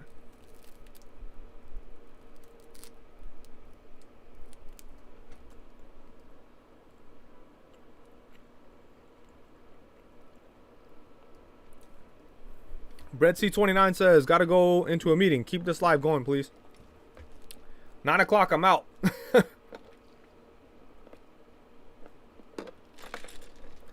My action figure review says, still waiting on Frankenstein. Damn you and your positive review. Hey, man. Frankenstein is one of the best figures of the year. Tim Burt says, endless supply of chocolate bread. No, I just brought 2.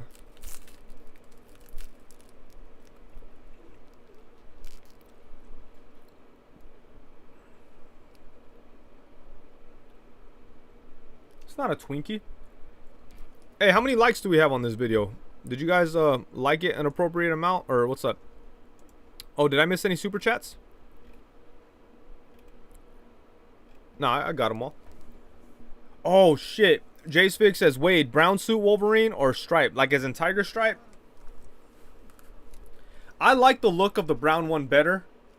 I do. But the tiger stripe one is like my childhood, so it's tough. But I'd probably say 107 likes. Come on, there's 200 people in here. Lurker Squad, can you guys please hit the like button?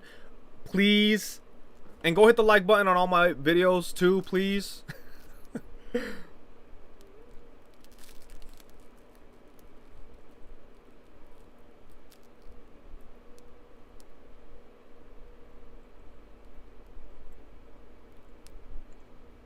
Which Cap Lives, which Black Series wave? The one with the bug looking robot guy?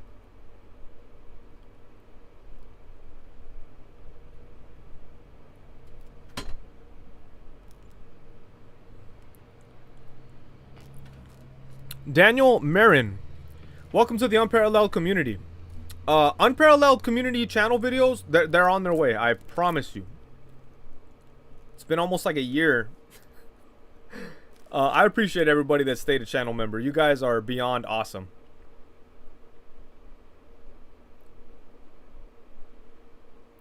Tim Birch says 140 lurkers be loyal, yo. Hey, the lurker squad, they're a dangerous group. You know what I mean? Oh, look, Hankin. Come on, man. Hankin says, Hankin through...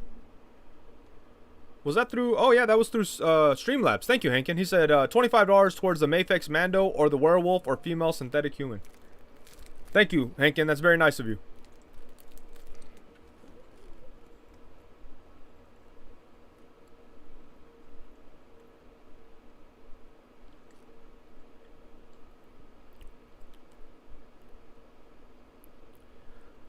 All Hail Cthulhu says, already did. Hey, the Lurker Squad's hardcore, man. Oh, okay. Made 1979 Custom says, just tuning in. What were you saying about me being awesome? Nah, I would never compliment another man. Come on. I wouldn't do that. Like, you're a talented dial builder, but I already made a video about it. Said what I gotta say. Never gonna say anything nice about you ever again.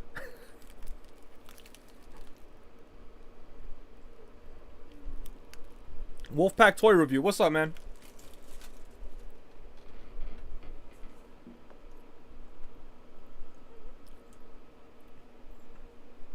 Giddy Up Playtime says, hi, bye.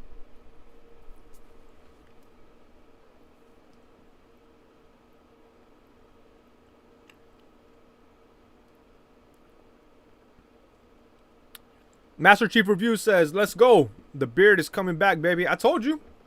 Told you guys it was going to come back quick. That's why I wasn't worried about shaving it. Because I'm a man. Sadly, outside... Cap Live says, sadly, outside of maybe GameStops, the new Black Series waves are hard to come by. I never see Black Series figures in store. The one I keep seeing is... What's his name? Grief Karga. And that's it. That's the only Black Series figure I ever see in store lately. Before that, it was the Han Solo stuff. And then that's it. Like, Black Series doesn't exist around here. But thank you. Thankfully, Rick has hooked me up with hella Black Series figures. Actually, he just sent me the Wrecker figure that he found, I think, in Target. Prime to the First hooked me up with Crosshairs, I think. And let's say Avage. I can't remember her name. Savage Semfrench. Savage Emprance. Emprance Savage. Entrance the badge. Badge Entrance. I can't remember her name. It's something like that.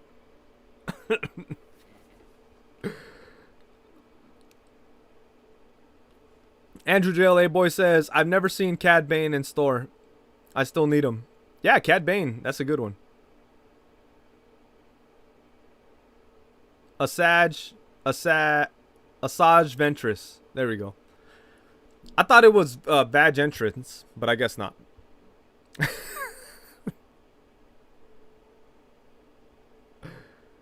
Tropic Thunder says Black Series is dope.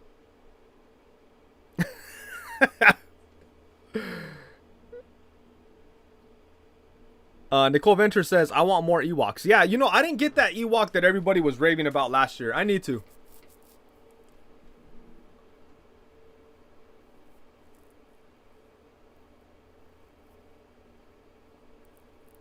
RetroTube says, who's your Batman? Keaton, Bale, or Affleck? Or are you an Adam West guy? I fuck with Bale.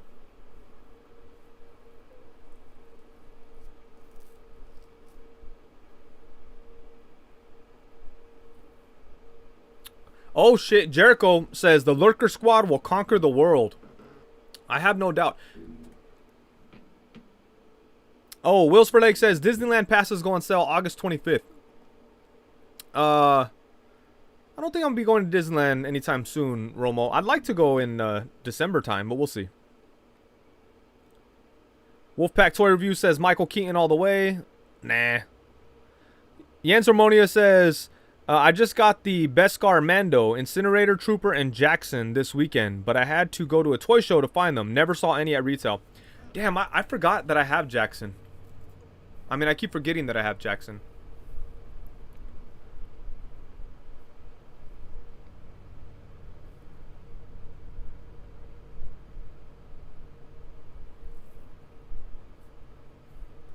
Oh, you know what? Before it gets too late, let me go ahead and bust out the shout outs to all you awesome people that share, excuse me, that share the lives. And then maybe we'll spend the rest of the live talking about how awesome all you guys are. Because like we've been doing these lives for like over a year now, or like well over a year. Like we'll almost be like this year's almost done. And I think it was March or something. So it's been like a year and a half. And like a lot of the people that are here are people that have been here like since the beginning. And the audience has grown for sure. Like it wasn't always at 200. I think it was like most of the time it was like at 100, 120 for like the solo streams. Now it's like 200 strong every week. But like a lot of the people that come to the lives have been here every single week, and it's awesome. Andy Davis says, who's been here since stream number 1? Yeah, let me know in the comments.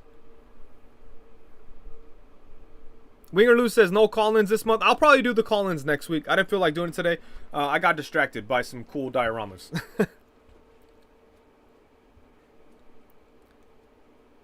Oh, interesting. Wolfpack Review says Dan Who has his anniversary this week. I heard of you through him. Oh, okay, nice. Jay Spig says, I've definitely been here since stream 1. Rick has been here since day number 1. What's up, Rick? Steve the Man 101 has been here since day 1. Nightwing X says me. Nico Hodge says I was a lurker in the first stream. Okay. Inhaled Fart says, is this the first live on YouTube? Wheels for Legs says he's been here. Chalor says I have never missed an episode. Damn. All right. Ultramagnetic Lion says I was no commenting, but I was here. Okay. Hellspawn Hulk says I've been here since the first live. Oscar Reynoso says me. I remember the first live. Salvador says stream 4. Home Dude says number 1 with the backstabbing knives. Alex Rising says was the first Age of Apocalypse wave review. No.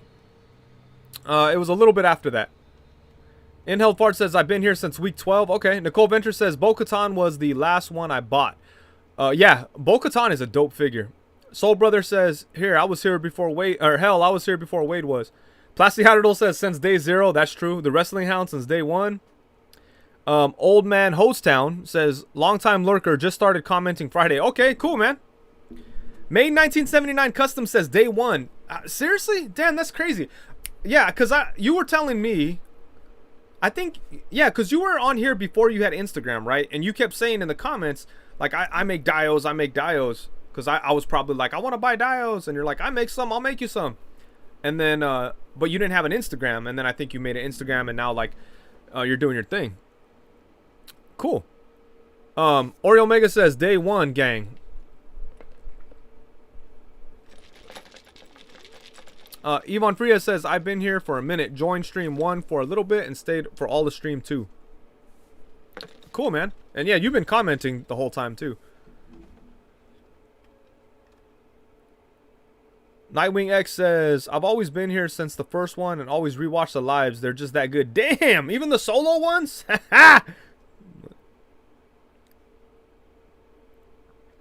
Elm Street is where it's at, baby. Says, Wade streams are the only ones I don't get tired of. Others be kind of boring. Hey, but you got tired of here too, Jose. Don't front, because you bounced for a while.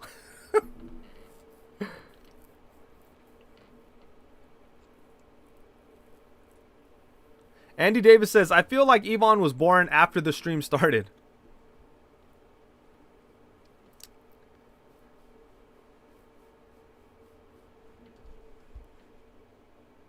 Braden London says, I've been here since the Mayfex Spidey review. Okay. Oh, shit. That was a long time ago.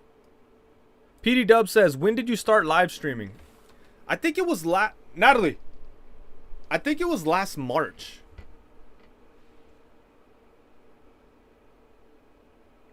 Elm Street is where it's at, baby. Says, hey, man, I had harsh work hours. I can't control that. Hey, I feel you on that, man. Nah, I just figured you're taking a break because I don't understand how people come to the live streams every week. I do my best. Like, I do my best to make sure people are having a good time. I do my best to, like, interact with the chat, the whole deal. I do my best to have, like, news to talk about, all that stuff. But still, like, even I would get tired of it. So, like, I really appreciate everybody that comes through.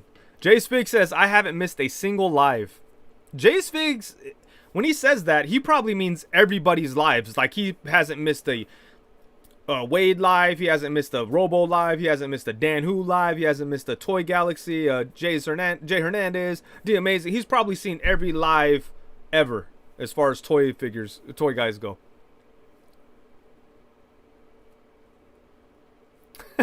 My action figure review says I discovered Wade on Farmers Only. Is that a dating site? Obi-Wan Chingones says you are hella prepared.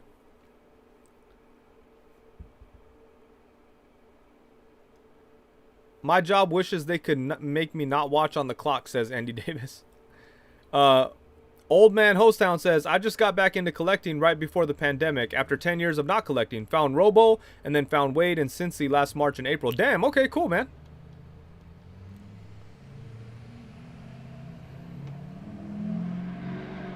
Matt says, I found you through World of Tanks. If you did, that is awesome. Placiado says, not even Wade has been to every single UU live. That's true. I'm pretty sure I've fallen asleep on here before.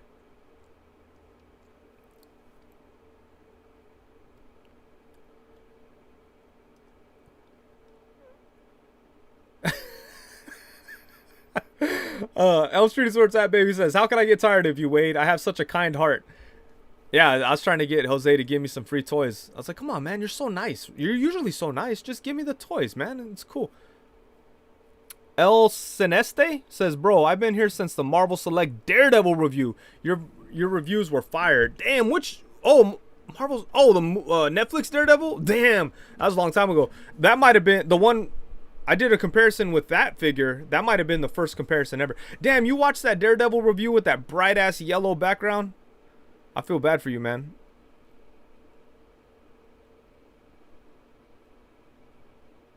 Marcus, he says, I found you from your yelling. Yeah, you heard you heard me and came to your computer.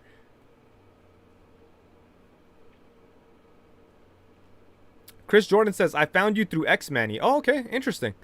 Wheels for Legs says, I'll be training guys and have the live streaming in the background. Romo. Jay Spig says, my first Wade review was the One Punch Man because he loves anime. I actually like that One Punch Man figure. The McFarlane one. I was like, oh, for 20 bucks, this is cool.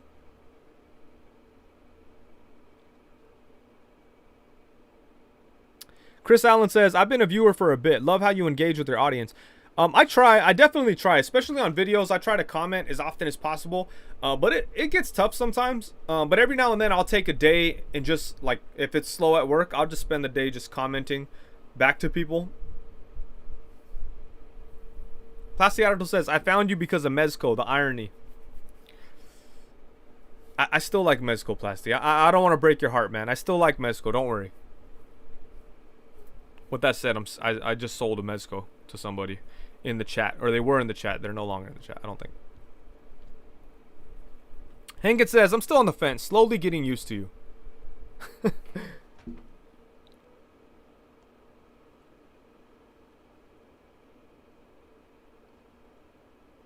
Hey, thank you, Elm Street. Elm Street is where it's at, baby. Remember I used to say your name messed up every single time? I used to be like, Saint Elsewhere, like just adding words. Oh, man, good times. I may not comment much on reviews, but I definitely watch and like them. Hey, thank you, man.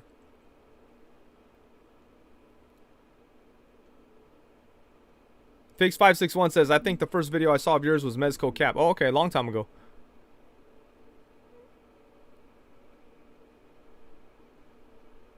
Jace Figs, is that true? He says, wait, I've been watching your reviews since the white background. Damn.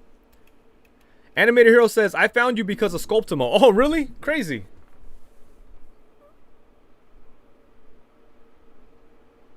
Is that the case? Damn, me and Ace have known each other for a while.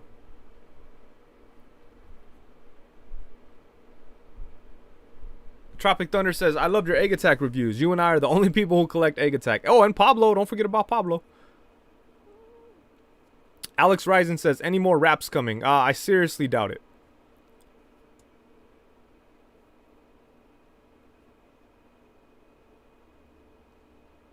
Andy Davis says, I named my son Wade because of you. What? Batforce Grump says, I was definitely watching back in the Saturday morning days. Damn, Grumps, that's OG. That's OG with it. I didn't realize that you were, I'm gonna call you a fan just because I know it hurts your feelings and shit. But I didn't know you were an Unparalleled Universe Wade Merrick fan back in those days. So nice to have a fan like, no, I'm just kidding. Inhale Fart says, I honestly think I found you because of my boy Jay Hernandez. Really, Farts? I feel like I've been talking to you for a long time, like before Jay Hernandez. I could be wrong though.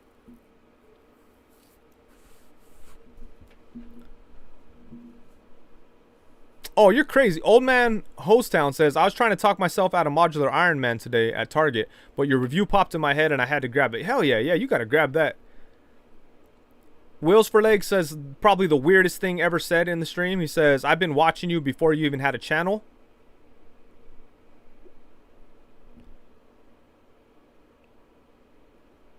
Fix561 says, hey Wade, how's Wilson doing? Are you talking about Billy Nelson, my dog? He's alright, he's getting old.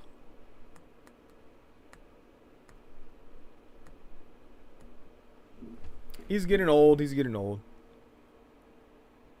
Oh, Batforce Grump says, yeah, under a different account. Oh, you're doing that weirdo shit. Okay, I see how you are. Inhale Fart says, we've been cool for a minute, but I think it was because of him. Oh, okay. Like, I feel like I've been talking to you longer than I've been aware of Jay Hernandez. But that could be, I could be mistaken.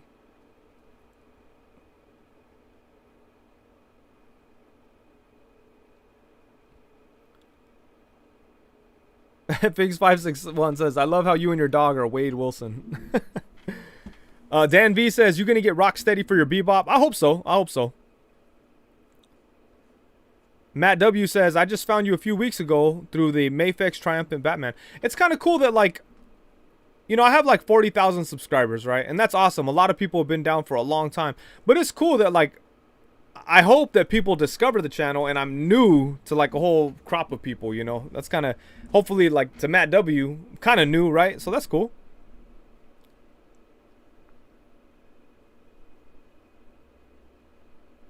Emilio Lopez says, yo man, where did the beard go? I had to burn down the forest so it could grow back stronger. Don't worry. It's on the comeback tour right now. Okay, let me get these shout outs done. But yeah, you guys are all awesome. That's all I want to make very clear.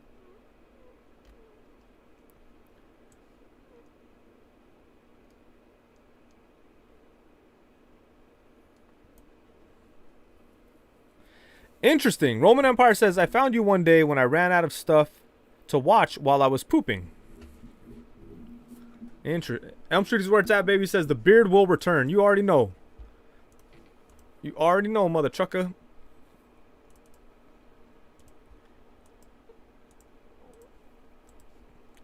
Alright, so shout out to Made 1979 Customs with this awesome diorama here.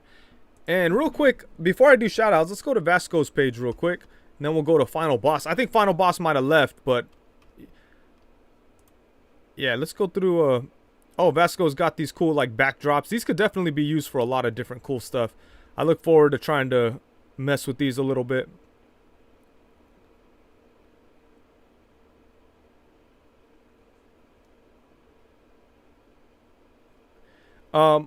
Toy Malarkey says, I'm kind of new to the whole toy photography thing. I've been watching you and Jay Hernandez through the pandemic. I appreciate your content, man. Hey, thank you, man. I appreciate you.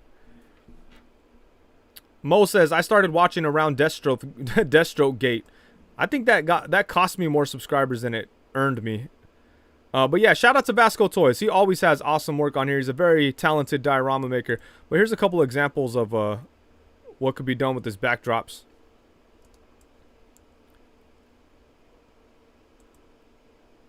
There we go. Yeah, you can do a bunch of cool stuff. You could get some like Batman the Animated Series kind of stuff going on. Nicole Venter says, Wade started the whole Toy Reviewer Weekly stream trend. Still the best one. Jay Spig says, Nicole, you're usually wrong, but this time you're right. Thank you, Nicole, and thank you, Jay. I appreciate both you guys. Both you guys have been around forever. And you guys are awesome.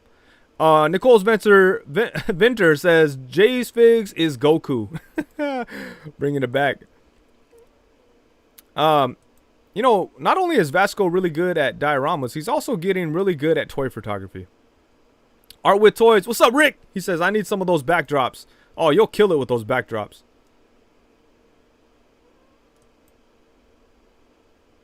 Look at that. Really dope stuff. So, yeah, so shout out to Vasco Toys. And let's check out Final Boss.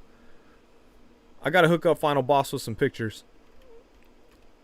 But look at this. I mean, he took these pictures very quick. He told me, like, you know, he wants to get some good pictures on his page or whatever. But, like, this does a really good job of showing how amazing this diorama is. But honestly, like, in person, it's even more impressive. In person, I'm, like, blown away by this thing. Check out this insane diorama. I can't wait to get some pictures up of this thing. It's crazy. Look at this. I know I've shown this a bunch of times, but I'm now like super excited about it. I was kind of keeping my excitement contained about this, because it's a big crazy diorama. You know, you never know how things will work out. But finally, now that it's in my hands, I'm like, holy shit, this is like amazing. So yeah, really crazy. This dude, the craftsmanship on this thing is insane. Oh, Hankin says, while you're on Instagram, go look at Rick's new picture. Okay, I'll go check that out right now. Damn, Final Boss, you need to get some more stuff on your IG, man. We've looked at a lot of this stuff, but check out this coffin. This is what he gave away last Christmas on the Christmas special. Let's go check out Rick's latest picture. I'm sure it's something crazy. Rick always like will take a break and then he'll come back with some crazy ass shit. Let's see. This is the first time I've seen it. Oh, very nice. Very nice. Very nice, Rick. Oh, yeah. Oh, can you guys see it okay? Oh, no.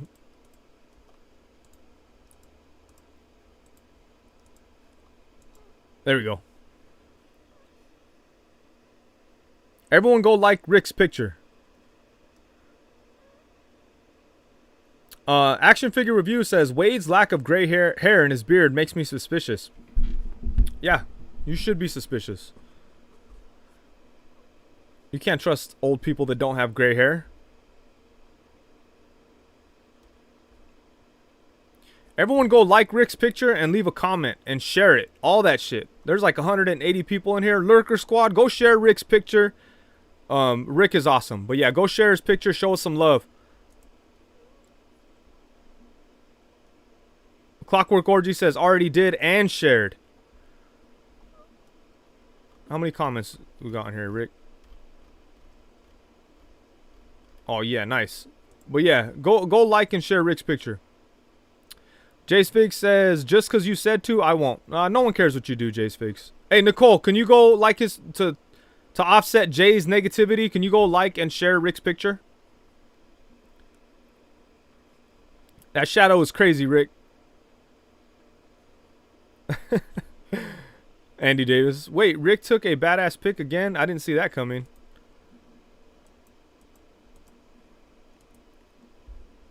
Alright, so let's go ahead and get to these shout outs so we could get out of here.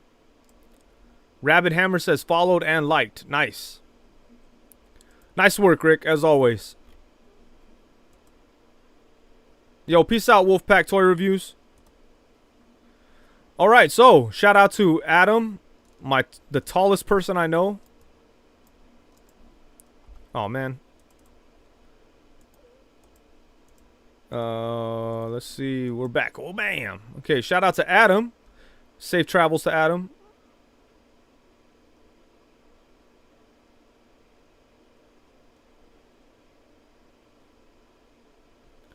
Oh, shout out to Vasco Toys once more. Shout out to Gonzo. What's up, Gonzo? Oh, man, I messed up because I won't be able to see the names. Who was this? Let's just say this was Romo. Shout out to Romo. Shout out to Hankin. Oh, wait, did it say Romo right up front? No, it doesn't. Okay, shout out to Hankin. Shout out to Barry Dean. What's up, Treebeard? Shout out to Graffy Toy. Shout out to Chachi Machi. Shout out to Final Boss and Plastiadictol for his awesome edits. Yo, Ivan Frias, take care, man. Have a nice evening. Shout out to Winger Lose. Look at fat hairless Wade. Look like a gerbil or like a shaved gerbil or something.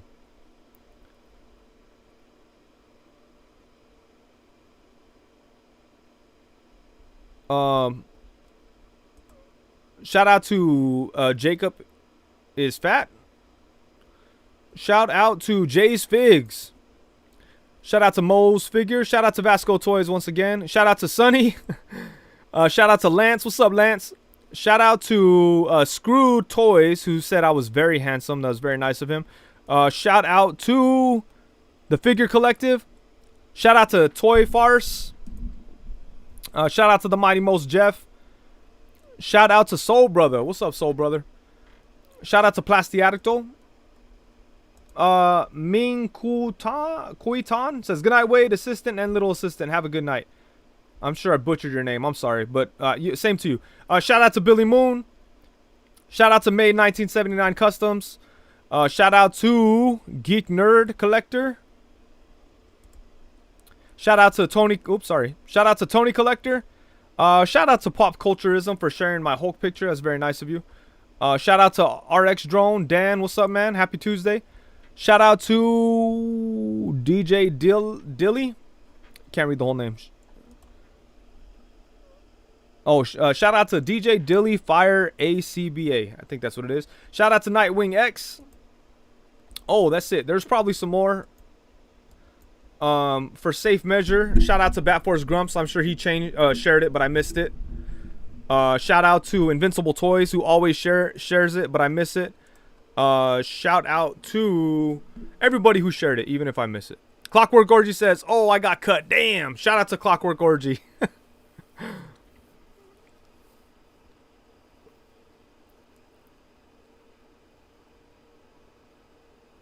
Inhale Fart says, October 2017, our friendship anniversary. Marvel Select brought us together. Yeah, I was going to say, like, that might have been, yeah, that was a long time ago, Farts. That was before I was aware of Jay Hernandez. Oh, shit, Sal, you shared it. After the last thing I told you, I was like, oh, I'll ship your thing, whatever. And then I never went back to my phone. And I noticed you shared, but I couldn't get to my I moved on and started getting my stuff set up, so my bad. But shout out to Sal, aka S Boogie. Oh, and shout out to the Figure Report, I guess.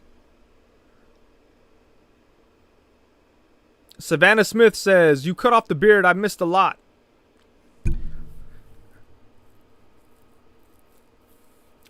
I appreciate everybody that shares the lives, but put your name on there so I don't have to type it, please. Please, damn it.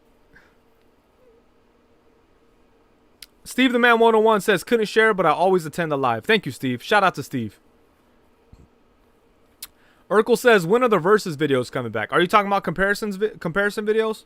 Hopefully soon. I have like quite a few lined up that I want to do, but you know how it is. Fuck out of here. You're so lazy. No, it's hard to do it. It's hard to do it. There's a bunch of people that are nice enough to share, and it's just hard to get to them all. Jay's Fig says, I'm never putting my name on there. Do something, bro. Hey, do whatever you want. Elm Street is where it's at, baby says, make the viewers do the work. Smart, Wade. That's what I'm saying. Why should I do the work?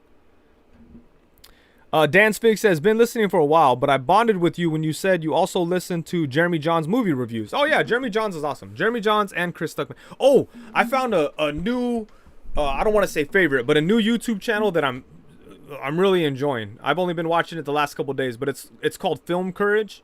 It's pretty dope. Andy Davis says, shout out to the whole crew and to the awesome guests you've had on. Rick, Toy Bro, Adam, Robo, Plasty, Grump, Cincy, etc. Yeah, a bunch of awesome guests. Winger Lou says, Wade, you finished all your ODS heads? I did not. I made a lot of progress. I've shipped out a bunch, and I've got a bunch like 70% done. So that week that I took off, I mean, Disneyland definitely took a big chunk out of out of that workload. But that was something that family wanted to do, and me, so you know, we did that. But in that time I did make a lot of progress as well.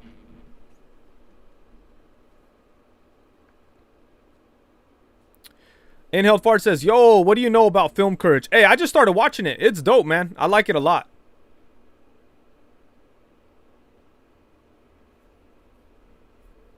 Placiado says, so you want us to share and also put our own names in. What's next? Do we have to read out loud and type it in the chat while it's on screen? That would be great. You know, whatever makes my life easier is what I want you to do.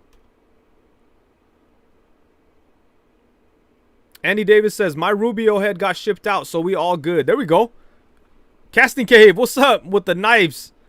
I gotta get Casting Cave on here one of these days, man. Shit, I'm fucking up. Animated Hero says, watch Flick Pick on YouTube. Nah, that fool's way too buff. He's too buff. It makes me uncomfortable. I don't like that I can see his veins on his arms when he's just talking about movies. What the fuck?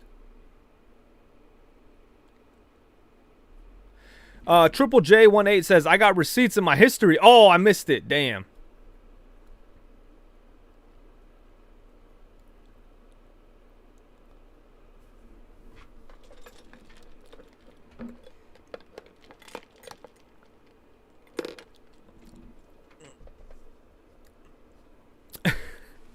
S Boogie says, I need a Rubio head. I missed that window. Every time I mention it, Wade pretends like he don't know anyone. I'm like, oh, I don't know. Sal, if you're willing to wait, until I'm done with everyone who's paid for a Rubio head, hit me up. And I'll calculate your super chats. And if it's double the price of an Odious head cost, then I'll send you an unpainted one. Jay's Figs. I got you. You guys just have to wait.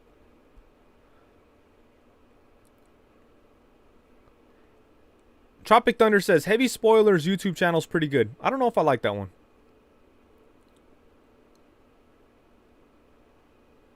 Heavy Spoilers.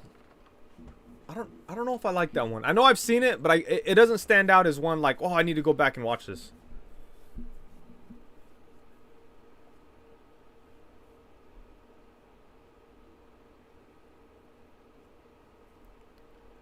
Den of Nerds. I don't think I've seen Den of Nerds.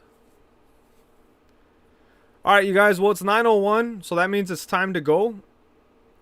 Anthony Torres says, wait, are you going to grow the beard back out? Yes. I didn't realize how long it was. I saw a video of me and my daughter playing around in the car or something like that. I didn't realize the beard was so long. It was crazy.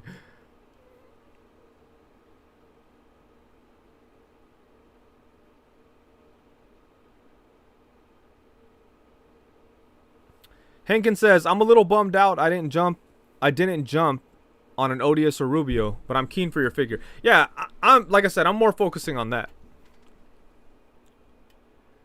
Spider Victor says, quick question. How much did the SH Figure Arts Hulk cost? Please answer. I don't remember. I think 90 or something.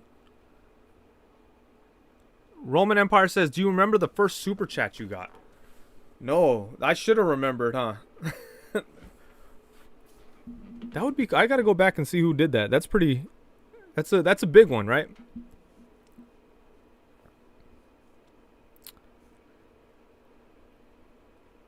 Elm Street is where it's at, baby says. Jeremy Johns all the way, though. He's the GOAT. I think it's between him and Chris Stuckman. I like Chris Stuckman a lot.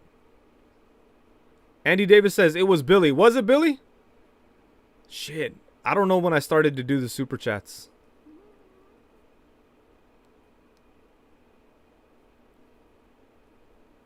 That'd be cool if it was Billy, though.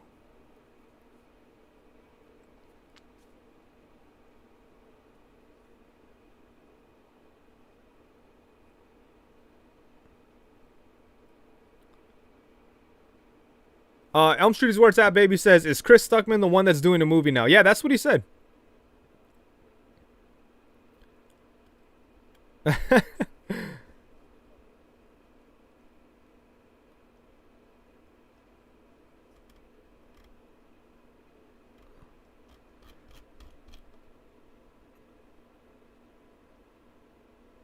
Bad Force Grump says, I've been watching since Mezco, Batman vs. Superman, Classic Daredevil, Icons Deathstroke, and Classic Spider-Man reviews. Bullshit, because I didn't review the Classic Mezco Daredevil, Grumps.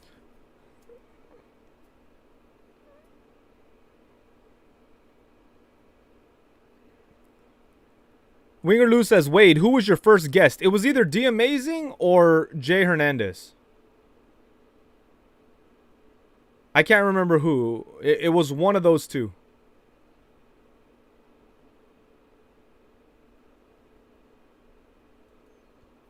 Savannah Smith says, I don't really watch a lot of movie reviews, though, because I want to have my own opinion for. Yeah, I try to watch movie reviews after.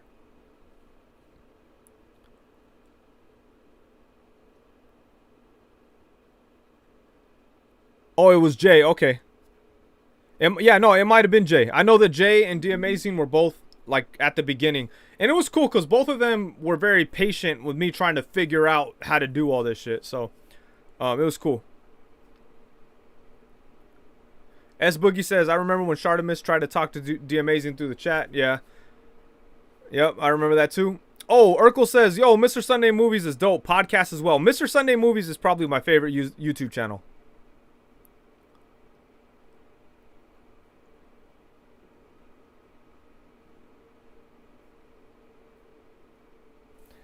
I think if I ever decide to like stop doing streams, I'd have to end it like with all the guests or something crazy like that, you know.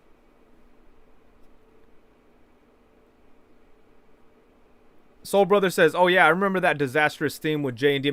Yeah, like I couldn't figure out what was wrong with the sound, and like I could only get one person's sound in, and I think Jay's sound was actually coming in from the microphone through the computer speakers. It was a disaster. Like all those were like all the first streams were really bad. Oh, because I mean the technical side of it. Like I couldn't figure all this stuff out. And the most complicated thing was trying to get guests on. It was so much work to try to figure things out. I'm so glad that I worked it out all this time, and it's been going pretty good, I think, as far as the guest goes. But yeah, it's crazy.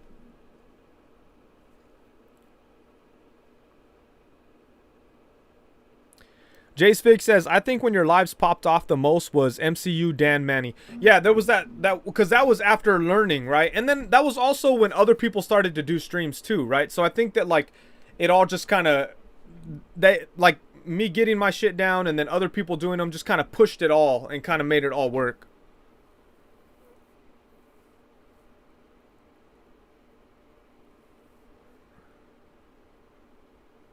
Oscar Reynoso says, I remember when you tried to settle beef between Boog and Jay. Yeah, that was cool because I was like, and I'm still cool with both of them. But honestly, I don't talk to them as much as I used to.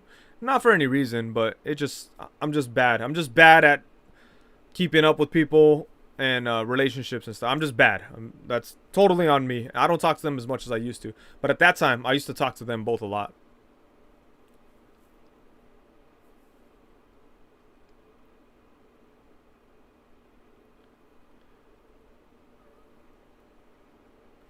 Jay Spig says that's when there was more friendship involved, which made them more natural.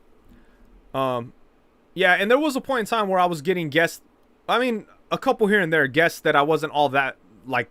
I didn't have a good rapport with them, but you know, it's all a learning process. You know, I kind of learned from those experiences.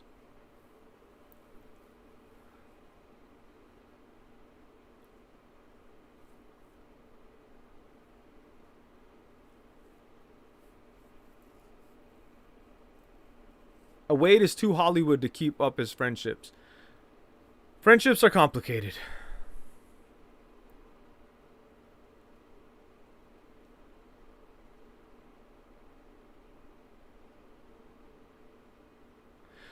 Elm Street is where it's at, baby says, Wade and I don't talk as much either. We got beef.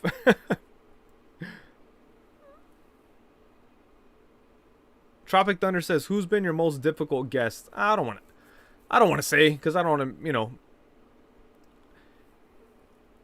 I don't know if any guest has necessarily been difficult. Jay Spig says, once you got Robo on, though, it was a done deal. And Robo, yeah. Again, I think it's obvious that me and Robo have, like, the closest, like, rapport, I guess you could say. Well, no, I don't know. There's other people, too. Like, Robo I've known longer than a lot of people that I talk to all the... Like, everyone in the chat, aside from maybe Plasty, I've known Robo longer than them. Because, I've seen Robo at shows for years. We've hung out for years. So, that was like a natural thing to get Robo on here. And you could see it's all natural, goes along very smoothly. So, Winger Lou says, Wade, how did you meet Robo at a con? Yeah, so like I was always a fan of Robo. And one time I saw him at Comic-Con and I was like, oh shit, that's Robo. And then I like stepped in front of him like hella rude, but by mistake, because it's Comic-Con, it's a mess. I was like, oh shit, my bad. And I just moved out of the way. And he's like, oh, thanks. And then he walked by. And then like a little bit after that, like after Comic-Con, he made a video about his Comic-Con trip. And he's like, yeah, I ran into Unparalleled Universe. And I messaged him. I was like, hey, motherfucker, like I didn't know you knew who I was or whatever. He's like, yeah, you know, I watch your channel, all that shit. I was like, oh, okay, cool. And then the following year, just fucking hung like, dude, he's like the nicest guy. So like he's too nice to act like he's annoyed by somebody bugging him. The following year I was there bugging him the whole time, and I think that's when the beard thing happened and he was, you know, all that shit. So then we became cool after that. And then the next year, the next Comic-Con, I think we hung out the whole time. That next year I hung out with D Amazing for an entire day, and Robo for an entire day. Cab Live says, you and Rick have great chemistry. Yeah, I agree. Me and that's why, like, when I started saying that about Robo, I thought about Rick and kind of like stumbled a little bit, because yeah, I think me and Rick's chemistry is up there with me and Robo's chemistry, I would say.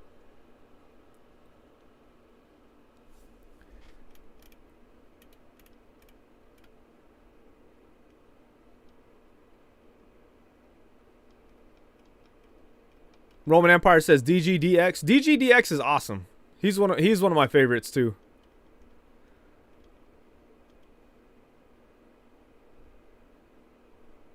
Jace Pig says you and Rick should get a room.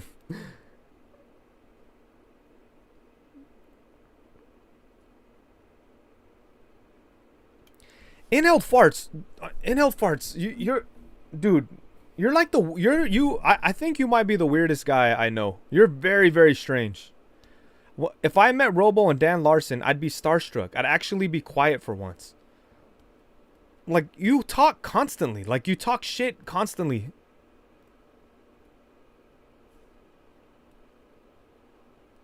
Wade, what happened to those podcasts with Robo, though? You mean the... Oh, yeah, we were doing those cartoon things before the live streams. Those are just too hard to... They were too hard to edit at the time. It might be different now. And I'm sure if we kept on doing them, the process would have been refined. But the whole idea was that we would get on here, talk about a cartoon for a little bit, and it'd be easy content. But it became very hard content for me, because we would do it all Saturday night. We'd be like up all night. Then the next day I'd be trying to edit it on my phone, and it'd be like 4 or 5 hours of us talking about cartoons and giggling and laughing and all this shit. So then it was hard to edit all that into like a 20-minute clip. So that's what happened to those. Soul Brother says, oh crap, the cartoon podcasts were before the live stream. Yeah, they were before.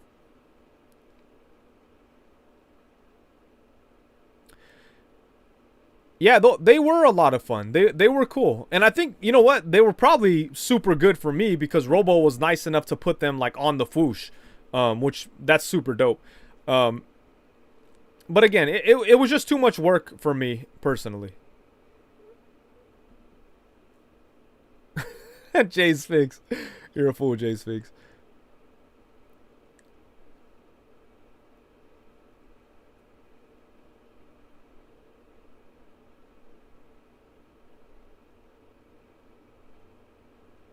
Casting Cave says, make the cartoon chat part of the Robo live streams. I'll be honest with you, my whole, for those of you that are familiar with Mr. Sunday Movies, the intention of the Tunes, Toys, and Two Beards was to be kind of like Caravan of Garbage, but with like heavy action figure influence. Like, that was the main thing. Like, we would have the Caravan of Garbage aspect where we're talking about the show and kind of laughing about it and joking about it. But then we would bring in the toy element, which I felt like would have been like more of an original thing. That was the whole idea. But the thing is, I couldn't make them short enough for them to work and for them to make sense. You know, they were too long, too hard to edit, and it's a lot of work. It's a lot of work to edit down 4 hours of us giggling and talking down into a little clip, and then also finding video clips to put on there and pictures and things like that. It was a lot of work.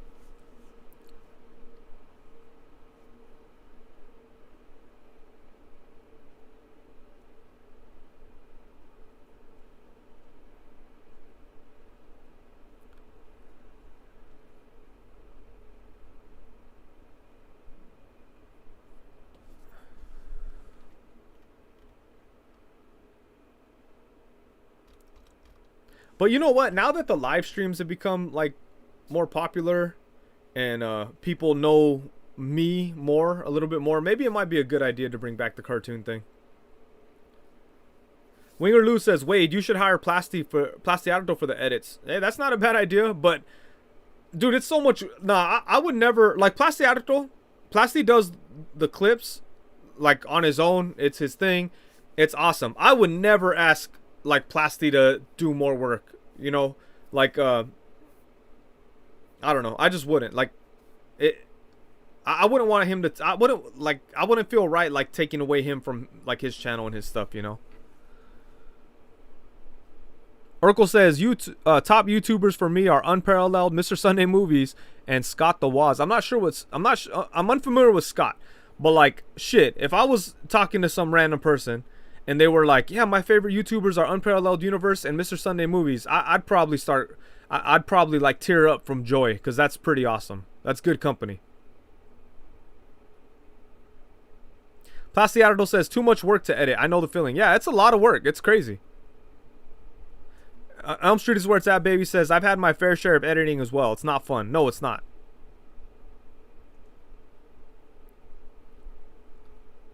But, you know, I might talk to Robo and try to see if we could do those videos again. Those were fun.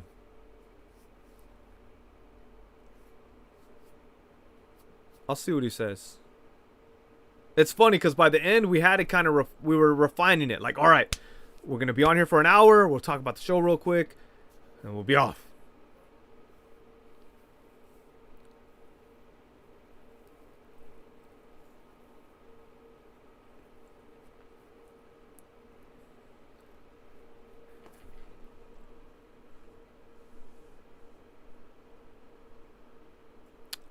Made 1979 Custom says, you should get Bobby Skullface for a live.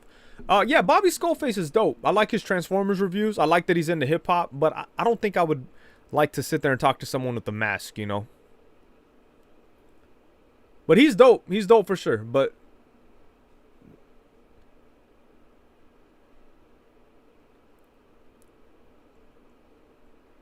yeah. Plastiato says, editing is fun. The complicated thing is making them short. Yeah, short and effective. That's very tough. Urkel says, yo, Wade, any new rap you've listened to? Oh, shit. You know what? I think I'm gonna...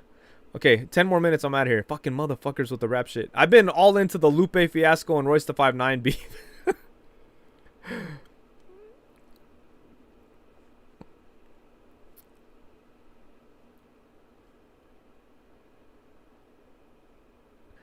Old Man Hostowns says, it'd be cool to get several toy reviewers to do a live stream from the convention if those ever become a thing again. Yeah, I don't see it. Well, I don't know.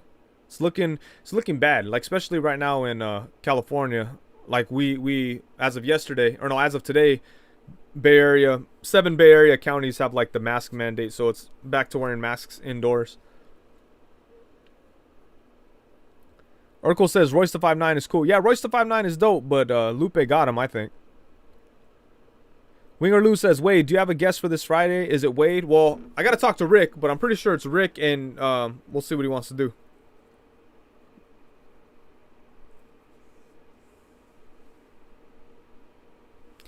Yeah, Elm Street is where it's at, baby says, apparently there's another COVID spike. It's not looking good. Yeah, that's what I'm saying. It's looking bad. But like I said, if we all get stuck in our houses again, I'll be here doing live streams. more live streams, if anything. Old Man Hosttown says, also the real winner of the Royce versus Lupe beef is the listeners. That's true. It's been fun. Inhale Fart says, go get vaccinated. I've been vaccinated. Feel like you celebrated that already, Farts.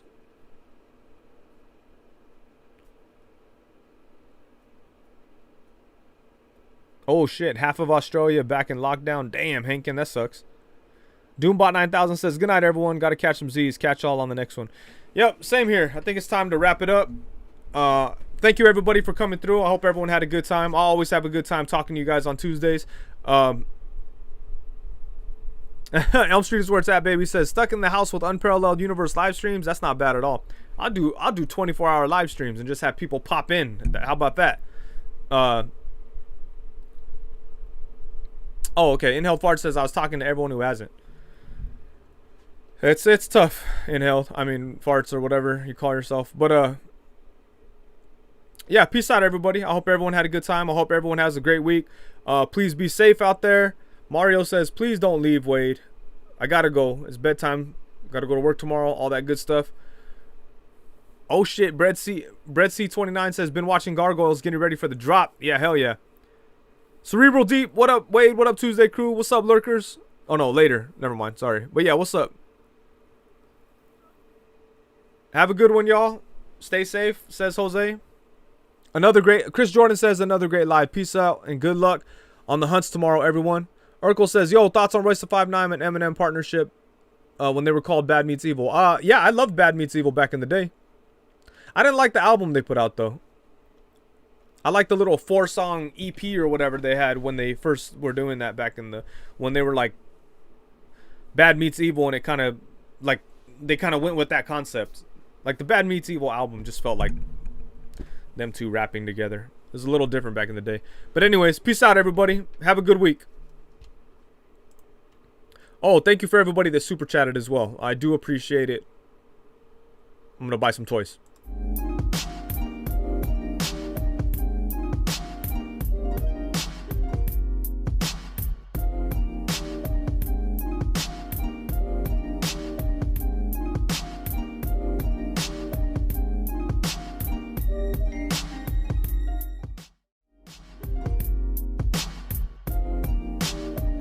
Mwah! Bye, everyone. Mwah! Mwah! Mwah! Kisses to everybody. Mwah! Mwah!